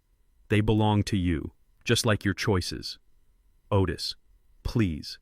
Dante turned to me, falling to his knees again, just like he had at the shelter. But this time, it wasn't an act. This time, it was the true terror of a man watching the guillotine blade fall. Dad, please, you can't let him do this. Stop him. Tell him we tried. Tell him we are family. I looked at my son. I looked at the bruises on his face, the fear in his eyes. I stood up. My knees didn't pop this time. I walked over to him. I looked down.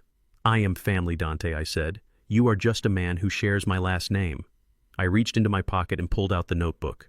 Betty's notebook. Your mother knew, I said. She knew you would do this. She hoped you wouldn't. She prayed you wouldn't. But she knew. I tossed the notebook onto the coffee table. She wrote you a letter, I said. It is in the back. Read it when you are in prison. It might help you sleep. Prison! Jessica shrieked. Why prison? We didn't commit a crime. We just wanted what was ours. Sterling paused at the door. Actually, Mrs. Freeman, he said, that brings me to the other matter. The forged checks.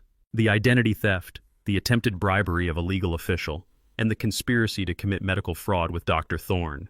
He checked his watch. The police should be here in about 3 minutes. I suggest you pack a toothbrush, although I doubt they will let you keep it. Dante looked at the door. Then he looked at the window. He was looking for a way out. Don't run, Dante, I said. You can't run from this. Vinny is outside. The police are coming. The only safe place for you now is a cell. He slumped forward, his forehead touching the dirty rug. He began to weep, deep guttural sobs of a man who has lost everything. Jessica wasn't crying. She was staring at nothing, her face a mask of shock. She had gambled everything on one hand and she had drawn a joker. I walked over to the window. I saw the flashing lights turning the corner, blue and red reflecting off the snow. It was over. The 30 days were up. The house was quiet again. The only sound was my son crying and the approaching sirens. I felt a heavy sadness in my chest, but beneath it there was relief. It was done. The rot had been cut out. I turned to Mr. Sterling. Thank you, Archibald, I said. He nodded. It is done, Otis. It is finally done. The front door opened, not kicked in this time, but pushed open with authority. 2 uniformed officers stepped in. Behind them were 2 detectives in suits, Dante Freeman. Jessica Freeman, a detective said, pulling out handcuffs. We have warrants for your arrest. Dante didn't fight. He held out his hands. He looked at me one last time as the metal clicked shut around his wrists. Dad, he whispered, help me. I looked at him.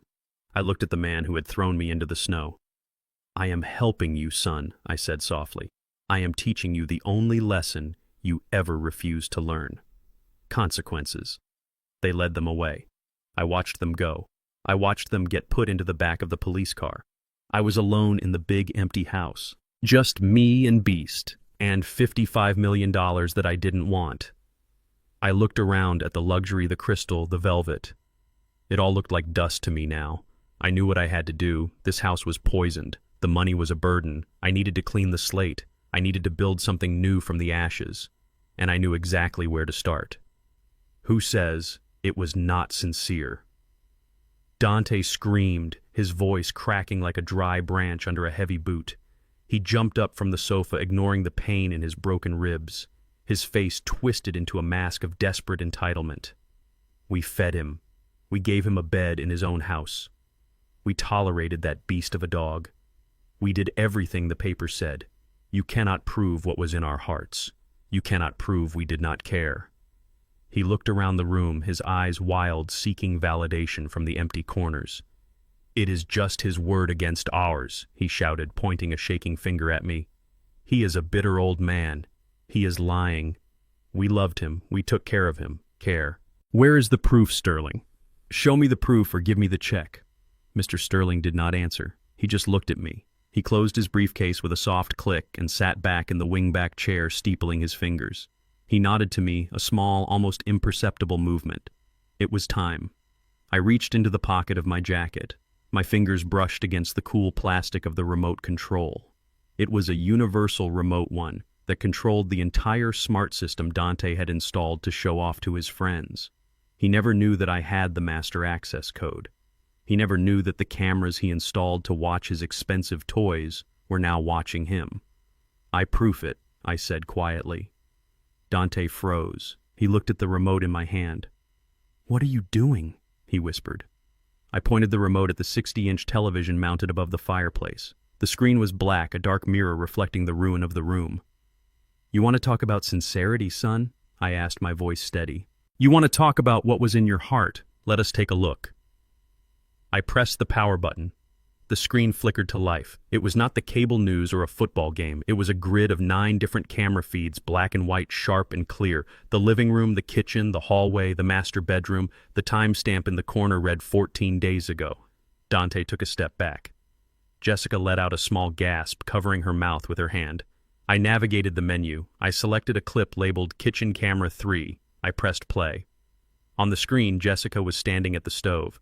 She was stirring a pot of soup, the soup she had served me on the 3rd night. Dante was leaning against the counter, nursing a beer. Watch closely, I said. On the screen, Jessica looked over her shoulder to make sure the coast was clear. Then she reached into her pocket. She pulled out a small blue bottle. I knew that bottle. It was a powerful laxative concentrate, something you use for severe medical issues, not for dinner. She unscrewed the cap. She didn't pour a few drops. She poured half the bottle into the soup. She stirred it in her face, twisted in a cruel smile. This will clear him out, she said on the recording, her voice tinny but clear through the television speakers. Maybe if he spends all night in the bathroom, he will stop asking for seconds. Dante on the screen laughed. It was a mean sound. Just make sure he doesn't die, Jess. We need him breathing for another 3 weeks. I hit pause. The image of Dante laughing froze on the screen. In the living room, the real Dante was silent. His face had gone the color of old ash. He looked at Jessica. You poisoned him, he whispered. We poisoned him, I corrected. You stood right there and watched. You laughed. And that night when I was sick, when my stomach was twisting in knots, you told me it must have been a stomach bug. You told me I was getting frail. I pressed play again. I skipped forward to another clip. This one was in the hallway outside my bedroom door. It was late at night. The house was dark on the screen, illuminated only by the infrared of the camera. Dante and Jessica were standing outside my door. They were arguing in harsh whispers. I hate him, Jessica was saying. I hate the way he smells. I hate the way he looks at me. He eats like a pig. He is disgusting, Dante agreed. He is a useless old relic. I wish he would just have a heart attack and save us the trouble. Why does he have to be so healthy? Why can't he just die like Mom? On the screen, Dante kicked my door lightly, just hard enough to make a noise, but not hard enough to wake me. He spat on the floor right in front of the threshold. Die, old man, he hissed at the closed door. Just die. I paused the video again. The silence in the living room was suffocating. I could hear the clock ticking on the wall. I could hear Dante's ragged breathing. Sincerity, I asked. Is that what you call that? Is wishing for your father's death compassionate care? Dante fell to his knees. It wasn't a dramatic gesture this time. His legs just gave out. He looked at the screen, then at me, then at the floor. I was drunk, he mumbled. I didn't mean it. It was the stress. Stress doesn't make you a monster, son, I said. It just reveals the monster that is already there. But I wasn't done. I had one more clip to show. The smoking gun. The one that wouldn't just destroy his claim to the money, but destroy the last thing he thought he had. His marriage. I looked at Jessica. She was staring at the floor, refusing to look at the screen. She knew what was coming. She knew what she had done. And then there is this, I said. I selected the final clip. It was from 3 days ago. The day Dante had gone out to pawn his watches, the day he was running around the city sweating and begging to save my life. The camera angle was the living room. Jessica was alone. She was on the phone. She was pacing back and forth, twirling a lock of hair around her finger, smiling in a way she never smiled at Dante. Hey, baby, she was saying into the phone. No, he is gone. The idiot is out selling everything he owns. She laughed. It was a light, flirtatious sound. Yeah, he thinks he is saving the inheritance, she continued. He is so stupid. Listen, as soon as the check clears, I am gone. I am leaving him. I already packed a bag. She paused, listening to the person on the other end. No, I am not splitting it with him, she said, her voice dropping to a conspiratorial whisper. I talked to a lawyer. If I divorce him right after the funds transfer, I can take half. And with the other accounts I siphoned, we will be set. We can go to Cabo like we planned. Forget Dante, he is a sinking ship. I am jumping off before he drowns. I love you too, she whispered. See you soon. I stopped the video. The screen went black. The room felt small. The walls seemed to be closing in. Dante was staring at the black screen. He wasn't blinking. He wasn't breathing. He turned his head slowly, robotically toward Jessica. You were leaving, he whispered. Jessica didn't answer. She didn't deny it. She couldn't. Her voice was right there, hanging in the air. You were stealing from me, Dante said, his voice rising. I was out there. I was selling my grandfather's watch. I was begging pawnbrokers, and you were on the phone with him. Who is he? Dante screamed, scrambling to his feet. Who is he, Jessica? Jessica stood up, backing away. It doesn't matter, Dante. Look at us. Look at this house. Look at you. You are a loser. You have always been a loser. Your father was right. You couldn't even keep your inheritance for 30 days. Why would I stay? Dante let out a sound that wasn't human. It was a roar of pure pain and fury. He lunged at her. He didn't hit her. He grabbed her by the shoulders and shook her. You traitor, he screamed. You snake. I did everything for you. I fought my father for you. I ruined my life for you. Jessica clawed at his face. Let go of me. You ruined your own life because you are weak. You are a weak man, Dante. That is why your father hates you. That is why I cheated on you, because you are weak. They fell onto the floor, wrestling amidst the debris of their broken life. It was a pathetic sight. Two people who had conspired to destroy me now tearing each other apart. Mr. Sterling stood up. He didn't look shocked. He looked bored. He had seen this before. Greed always ends in blood.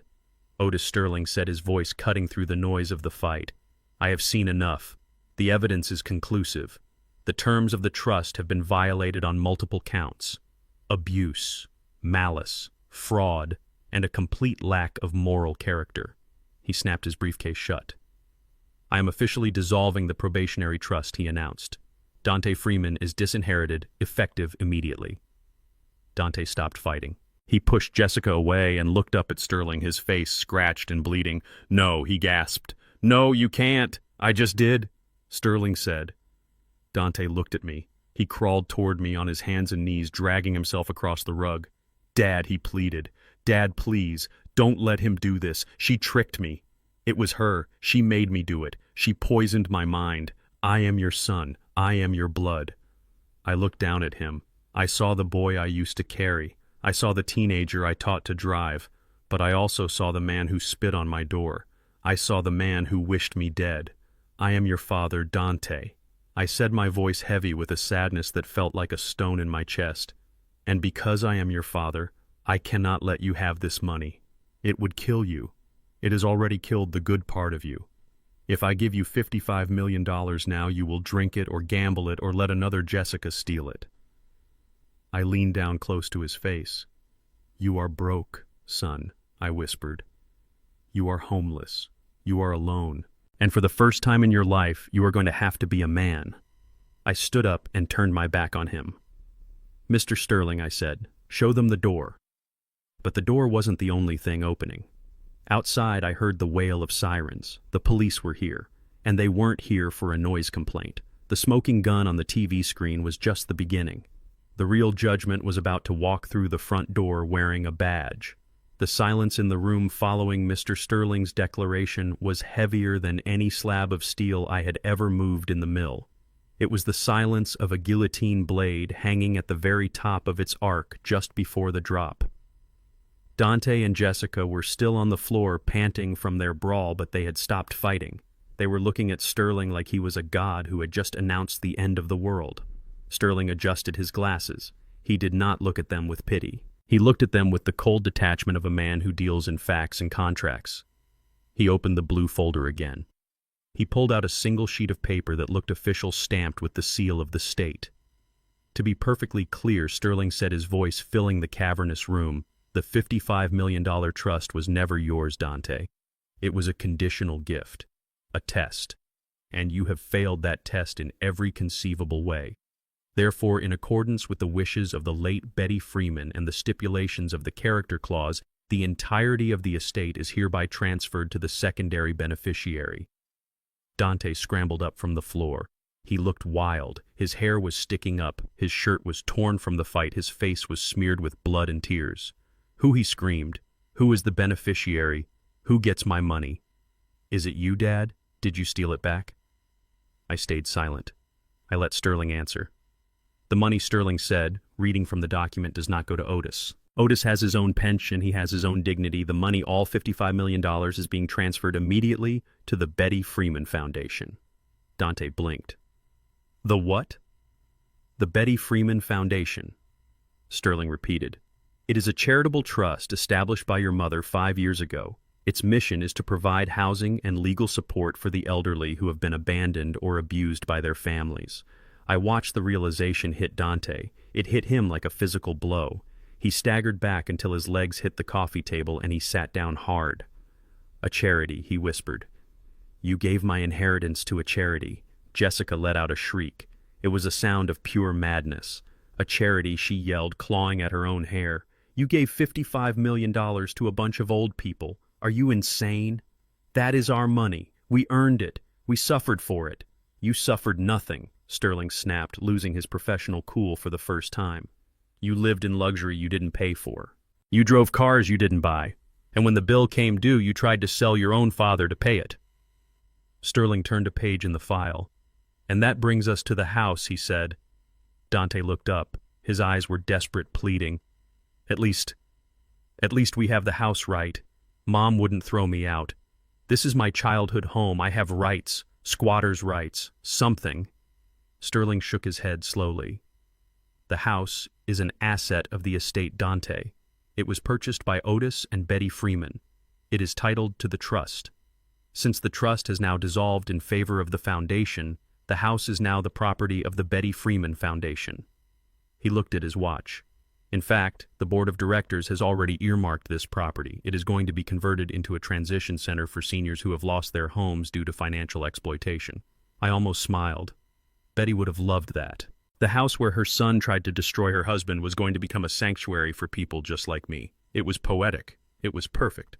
So Dante Sterling continued closing the folder with a finality that sounded like a gunshot. You are trespassing. You are currently occupying the property of a charitable organization without authorization. He looked at Dante, then at Jessica. You have 1 hour, he said. 1 hour to remove your personal effects and vacate the premises. Anything left behind after 60 minutes will be considered a donation to the foundation. 1 hour, Jessica screamed. She looked around the room at the furniture, the art, the things she thought defined her. We can't move in an hour. We have clothes, we have shoes, we have furniture. The furniture belongs to the house, Sterling said. The art belongs to the house. You may take your clothes and your toiletries. That is all."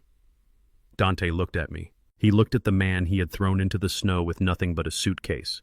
"Dad," he whispered, "you can't let them do this. Where will we go?" Vinny took the car. "We have no money. We have nowhere to go." I looked at him. I remembered standing on that porch shivering, watching them celebrate. "You have legs, son," I said. "Use them. Start walking, just like I did." But before Dante could beg anymore, the front door opened again. This time it wasn't Vinny. It wasn't a neighbor. It was the police. 4 officers walked in. They were not smiling. They were not here for a welfare check. They were here for business. 2 of them walked straight toward Dante, but the other 2, the ones with the detectives' badges, walked toward Jessica. "Jessica Freeman," one of the detectives said, pulling a pair of handcuffs from his belt. Jessica froze. "Me. Why me? I am the victim here. He hit me." She pointed at Dante, trying one last desperate manipulation. "We aren't here for domestic disturbance, ma'am," the detective said. "We are here for fraud, forgery, identity theft, and grand larceny." Jessica's face went white. "What? What are you talking about?" "We have been tracking the accounts," the detective said. "We have the logs from the bank. We have the video of you cashing forged checks at the check cashing place on 5th Street. We have the testimony of Mr. Sterling regarding your attempt to bribe an officer of the court.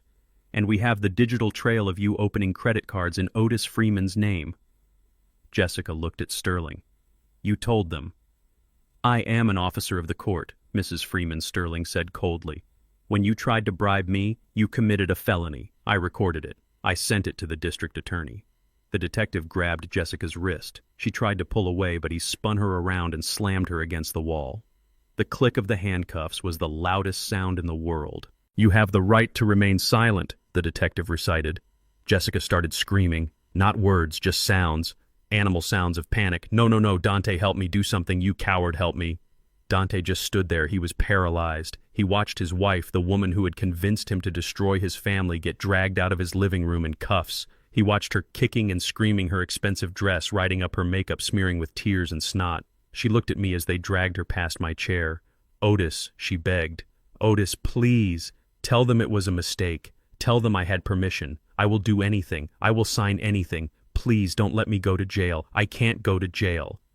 I looked at her. I looked at the woman who had poured laxatives in my soup, the woman who had called me a useless old relic. "I don't know this woman, officer," I said calmly. "She is just a trespasser." They dragged her out the door. Her screams faded as they put her in the back of the squad car. The room was quiet again. Dante stood in the middle of the wreckage. He was alone, truly alone. His wife was gone. His money was gone. His house was gone. He looked at the officers who remained. "Are you taking me too?" he asked, his voice hollow. "Not today, Mr. Freeman," the officer said. "Unless you want to confess to something." Dante shook his head. He looked at me. "I have nothing to confess," he whispered. "I have nothing left." Sterling checked his watch. 55 minutes, Dante," he said. "You better start packing." Dante moved like a zombie. He walked to the stairs. He went up to the bedroom he used to share with his wife. I heard him throwing things into a bag. It wasn't the confident packing of a traveler. It was the desperate grabbing of a refugee. I stood up. I walked over to the window. I watched the police car drive away with Jessica in the back. She was going to a place where her manipulation wouldn't work. She was going to a place where she would have to answer for every dollar she stole. And Dante. Dante was about to step out into a world that wanted to eat him alive. Vinny was still out there. Vinny was waiting.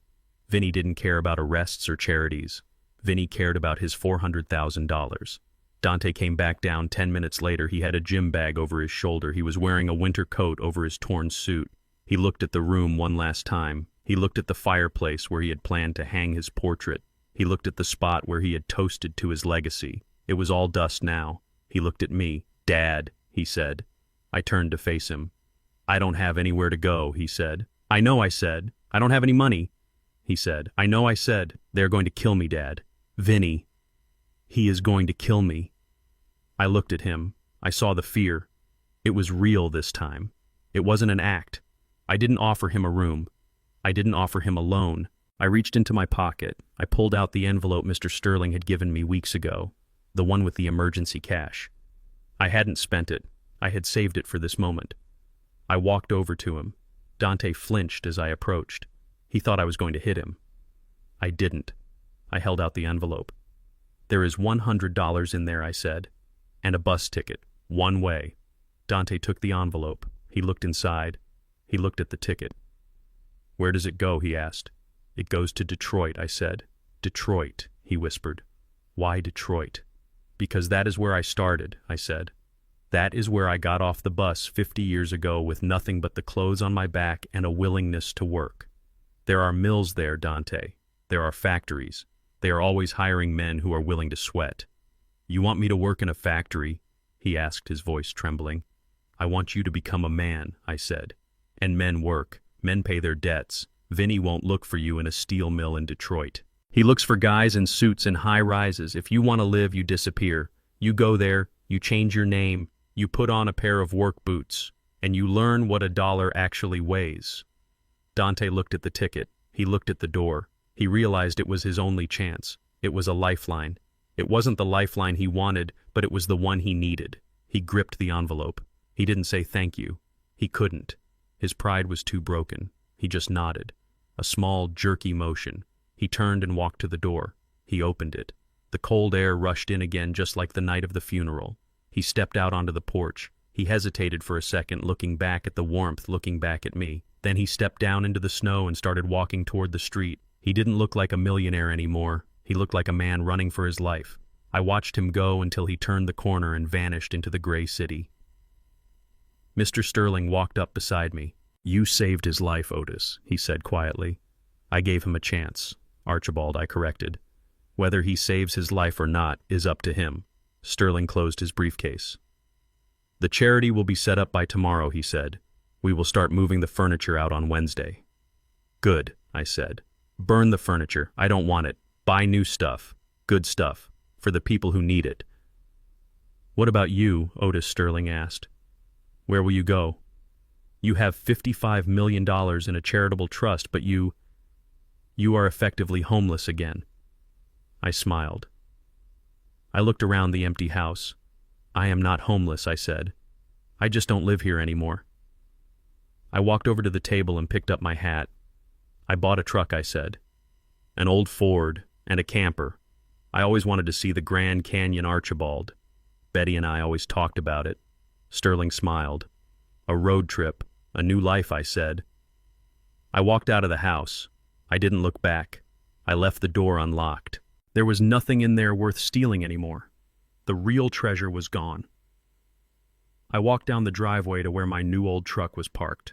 Beast was waiting in the passenger seat, his head sticking out the window, barking happily. I climbed in. The engine roared to life. It was a rough, loud sound, a beautiful sound. I put it in gear and drove away. Behind me, the police sirens faded. The house faded. The memory of my son's betrayal faded. I had $55 million doing good work in my wife's name. I had a dog, I had a truck, and for the first time in a long time, I had peace. Dante was on a bus to Detroit. Jessica was in a cell, and Otis Freeman was finally free. The police cars faded into the distance, their sirens wailing like banshees dragging a soul down to the underworld. Jessica was gone. Her screams were gone.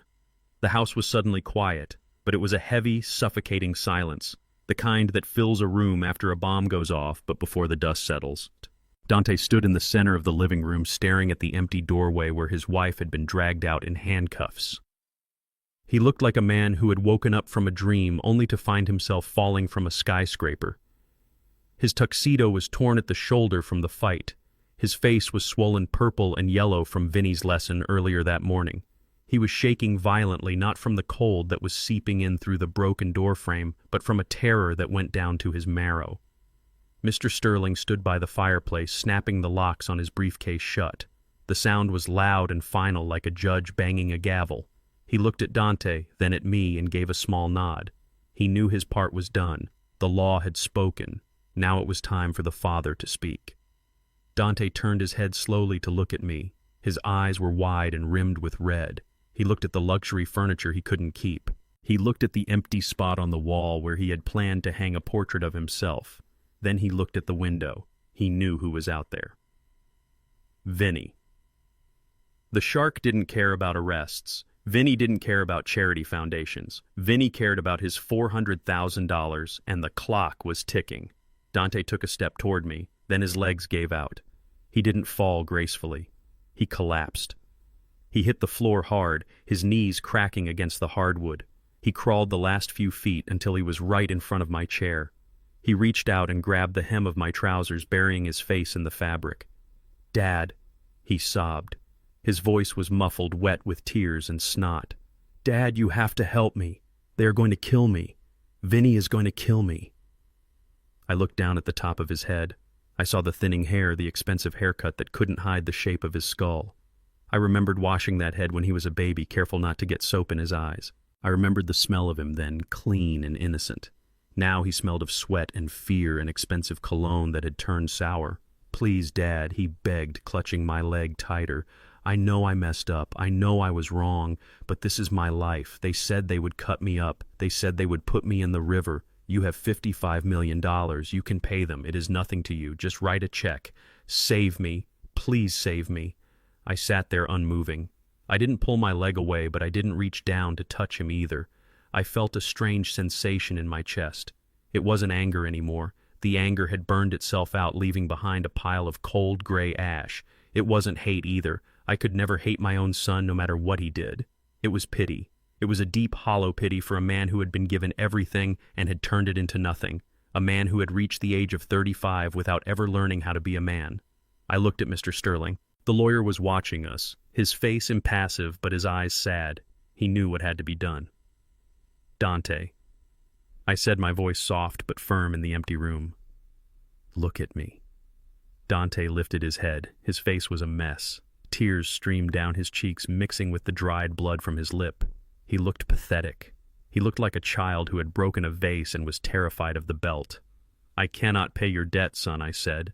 Dante's eyes widened in panic. "Why not?" he screamed. "You have the money. You gave it to a charity. You can take it back. You can write a check. Do you want me to die? Is that it? Do you want them to kill me if I pay them?" "Dante," I said, leaning forward, "I am not saving you. I am just buying you more time to be the same person you are right now. If I pay Vinny, you will learn that there are no consequences. You will think that no matter how big the hole is, Daddy will build a ladder. And next year it won't be Vinny. It will be someone worse, and the debt will be bigger." "No, Dad, I swear," Dante cried, grabbing my hands with his bloodied fingers. "I learned. I promise. I will change. Just pay him off and I will go away. I will get a job. I will do anything. Just don't let me die." I pulled my hands away from his grip. I reached into the inside pocket of my suit jacket. "I am going to save your life, Dante," I said, "but I am not going to save your lifestyle." I pulled out a plain white envelope. It wasn't thick. It didn't bulge with cash. It was flat and light. Dante looked at it, hope flaring in his eyes. He thought it was a check. He thought it was the answer to his prayers. I held it out to him. "Take it." He snatched it from my hand, tearing it open with trembling fingers. He reached inside. He pulled out two things. The first was a crisp $100 bill. The second was a Greyhound bus ticket, one way, to Detroit, Michigan. Dante stared at the items in his hands. He looked confused. He looked at the envelope again, shaking it upside down, expecting a check to fall out. Expecting a miracle. Nothing else fell out. "What is this?" he whispered, his voice trembling. "What is this, Dad?" "This is your start," I said. "Detroit." Dante stammered, looking at the ticket. "Why Detroit?" "Because that is where nobody knows your name," I said. "Vinny is looking for Dante Freeman, the millionaire. He is looking for a guy in a Lamborghini. He isn't looking for a nobody on a bus to the Rust Belt." I stood up. My knees cracked, but I stood tall. I walked over to the window and looked out at the dark street. 50 years ago, I said my back to him. I stood where you are standing. Not in a mansion, but in the dirt. My father kicked me out when I was 18. He gave me $20 and a kick in the pants. I took a bus to this city. I didn't know a soul. I slept in a shelter the first week. I washed dishes the second week. And then I found the mill. I turned back to face him. "I worked every day for 40 years, Dante. I ate beans. I saved pennies. I built a life out of sweat and iron. I built this house. I built your future. And you tried to sell it for parts." Dante was staring at the $100 bill. He looked like he had never seen such a small amount of money before. "You are sending me away," he said, his voice hollow, "with nothing." "I am sending you away with more than I had," I said. $100 is a fortune if you know how to work. It buys you a week in a rooming house. It buys you a pair of work boots. It buys you a chance. But Vinny— Dante started. "Vinny won't follow a ghost," I said. "You leave tonight. You get on that bus. You go to Detroit. You change your name. You cut your hair. You take off that suit and you throw it in the trash. You disappear, Dante. That is how you survive." "But my life, my friends—" "Your friends are gone," I snapped. "Your life is a lie. Jessica is in jail. Your investors are suing you. You have nothing here but a shallow grave waiting for you. I am giving you a way out. It is not the easy way, it is the hard way, but it is the only way that keeps you breathing." Dante looked at the ticket again. I saw the realization sink in. He saw the truth of it. He knew I wasn't going to write the check. He knew I was serious. He stood up slowly. He looked around the room one last time. He looked at the luxury he had craved so desperately, the lifestyle he had sold his soul to maintain. It was all just furniture now. It was all just props on a stage that was being struck. He looked at me. For the first time in years, I didn't see the arrogance. I didn't see the entitlement. I saw fear. And under the fear, I saw a tiny flicker of respect. Or maybe it was just shock. "You really aren't going to help me, are you?" he whispered. I walked over to him. I put my hands on his shoulders. I felt him trembling. "I am helping you, son," I said, my voice thick with emotion. "I am giving you the greatest gift a father can give a son who has lost his way. I am giving you rock bottom." I squeezed his shoulders. "Rock bottom is solid, Dante. You can build on it. You can't build on lies. You can't build on debt. But you can build on the ground." I let him go. "The bus leaves in 45 minutes, I said, checking the grandfather clock in the corner. "You better start walking. The station is 3 miles away." Dante nodded. He didn't argue. He didn't beg anymore. The fight had gone out of him. He put the $100 in his pocket. He held the ticket in his hand like it was a passport to a foreign country. "Goodbye, Dad," he said. His voice was barely a whisper. "Goodbye, Dante," I said. He turned and walked to the door. He didn't take a bag. He didn't take a coat. He just walked out in his torn suit and his dress shoes. He opened the door. The cold wind rushed in, swirling the snow on the porch. He stepped out. He didn't look back. He walked down the steps and started down the long driveway. I watched him go. I watched his figure get smaller and smaller under the streetlights. I watched him turn the corner and disappear into the night. My son was gone. The boy I raised was gone. The thief he had become was gone. Hopefully somewhere on a bus to Detroit a man would be born. Mr. Sterling walked up beside me. He put a hand on my shoulder. "That was the hardest thing I have ever seen a man do," he said quietly. I nodded, blinking back tears. "It had to be done," I said. "He needs to know what it feels like to be cold. He needs to know what it feels like to be hungry. Only then will he understand what I gave him." I turned away from the window. The house felt huge and empty. "Lock it up, Archibald," I said. "I am done here." "What about you?" Sterling asked. "Where will you go?" I looked at the door. "I am going to find my truck," I said. "I have a dog waiting for me, and I have a lot of road ahead." I walked out of the house, leaving the keys on the table. I left the $55 million behind. I left the betrayal behind. I walked out into the snow just like I had 30 days ago, but this time I wasn't shivering.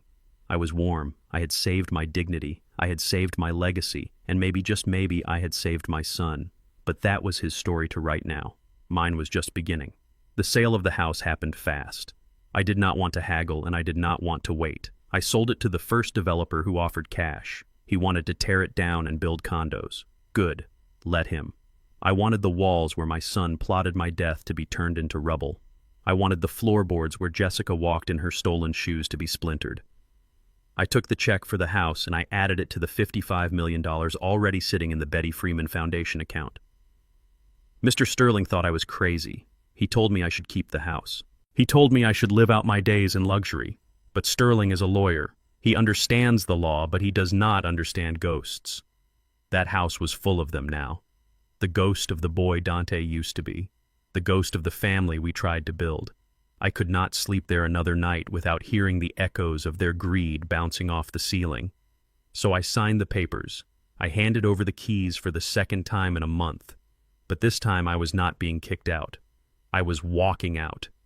We used the money to buy an old hotel on the outskirts of the city. It was a brick building, sturdy and honest, just like Betty. We hired contractors to fix the roof and paint the rooms. We bought new beds, warm blankets, and soft pillows. We hired a kitchen staff who knew how to cook pot roast and mashed potatoes. We named it the Betty Freeman Home for the Dignified. It wasn't a shelter, it was a home. It was for the old men who had been discarded by their children. It was for the widows who had lost their savings to scammers.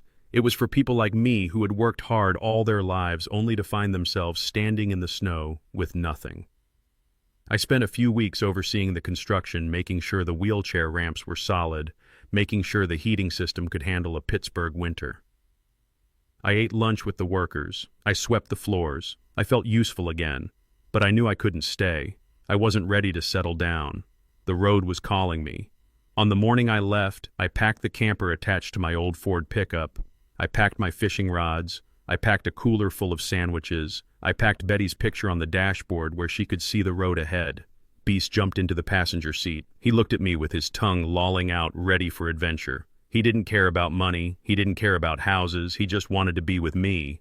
That is the only kind of loyalty that matters. I started the engine. It coughed once, then roared to life, a deep throaty rumble that vibrated in my chest. I drove out of the city. I drove past the steel mill where I had left my youth. I drove past the cemetery where Betty was resting. I told her I was going to see the world for both of us.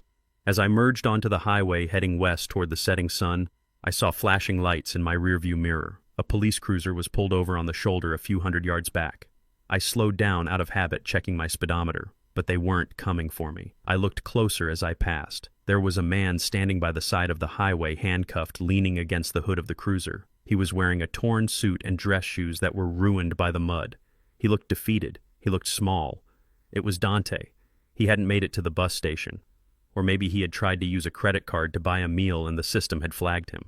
Or maybe the warrant for the credit fraud the detective mentioned had finally caught up to him. I watched him as I drove by. He looked up. Our eyes met for a split second through the glass. He didn't wave. He didn't scream. He just looked at me with a profound sadness. He knew. He knew I had given him a chance, and he knew that his past had been faster than his feet. I didn't stop. I couldn't. If I stopped, I would try to save him again. And I knew now that I couldn't save him. The law had him. The consequences had him. He was going to go to a place where he couldn't hurt anyone anymore. Maybe in prison, stripped of his pretenses, stripped of his greed, he would finally find the man he was supposed to be. I turned my eyes back to the road. The sun was going down, painting the sky in streaks of purple and gold. It was beautiful. I rolled down the window. The air was cold, but it smelled clean. It smelled like pine trees and gasoline and freedom. I reached over and patted Beast on the head. "We made it, boy," I said. "We made it." I was 76 years old. I was a widower. I was a father who had lost his son. But I was also Otis Freeman. I was a millionaire who lived in a truck. I was a man who had walked through the fire and come out the other side without burning his soul. I turned on the radio. Some old blues song was playing. I tapped my fingers on the steering wheel. The road stretched out ahead of me, endless and promising. I had the Grand Canyon to see. I had oceans to cross. I had a life to live. And for the first time in a long time, I wasn't worried about the destination. I was just happy to be driving. Many believe that legacy is defined by the bank accounts and properties we leave behind. They are wrong.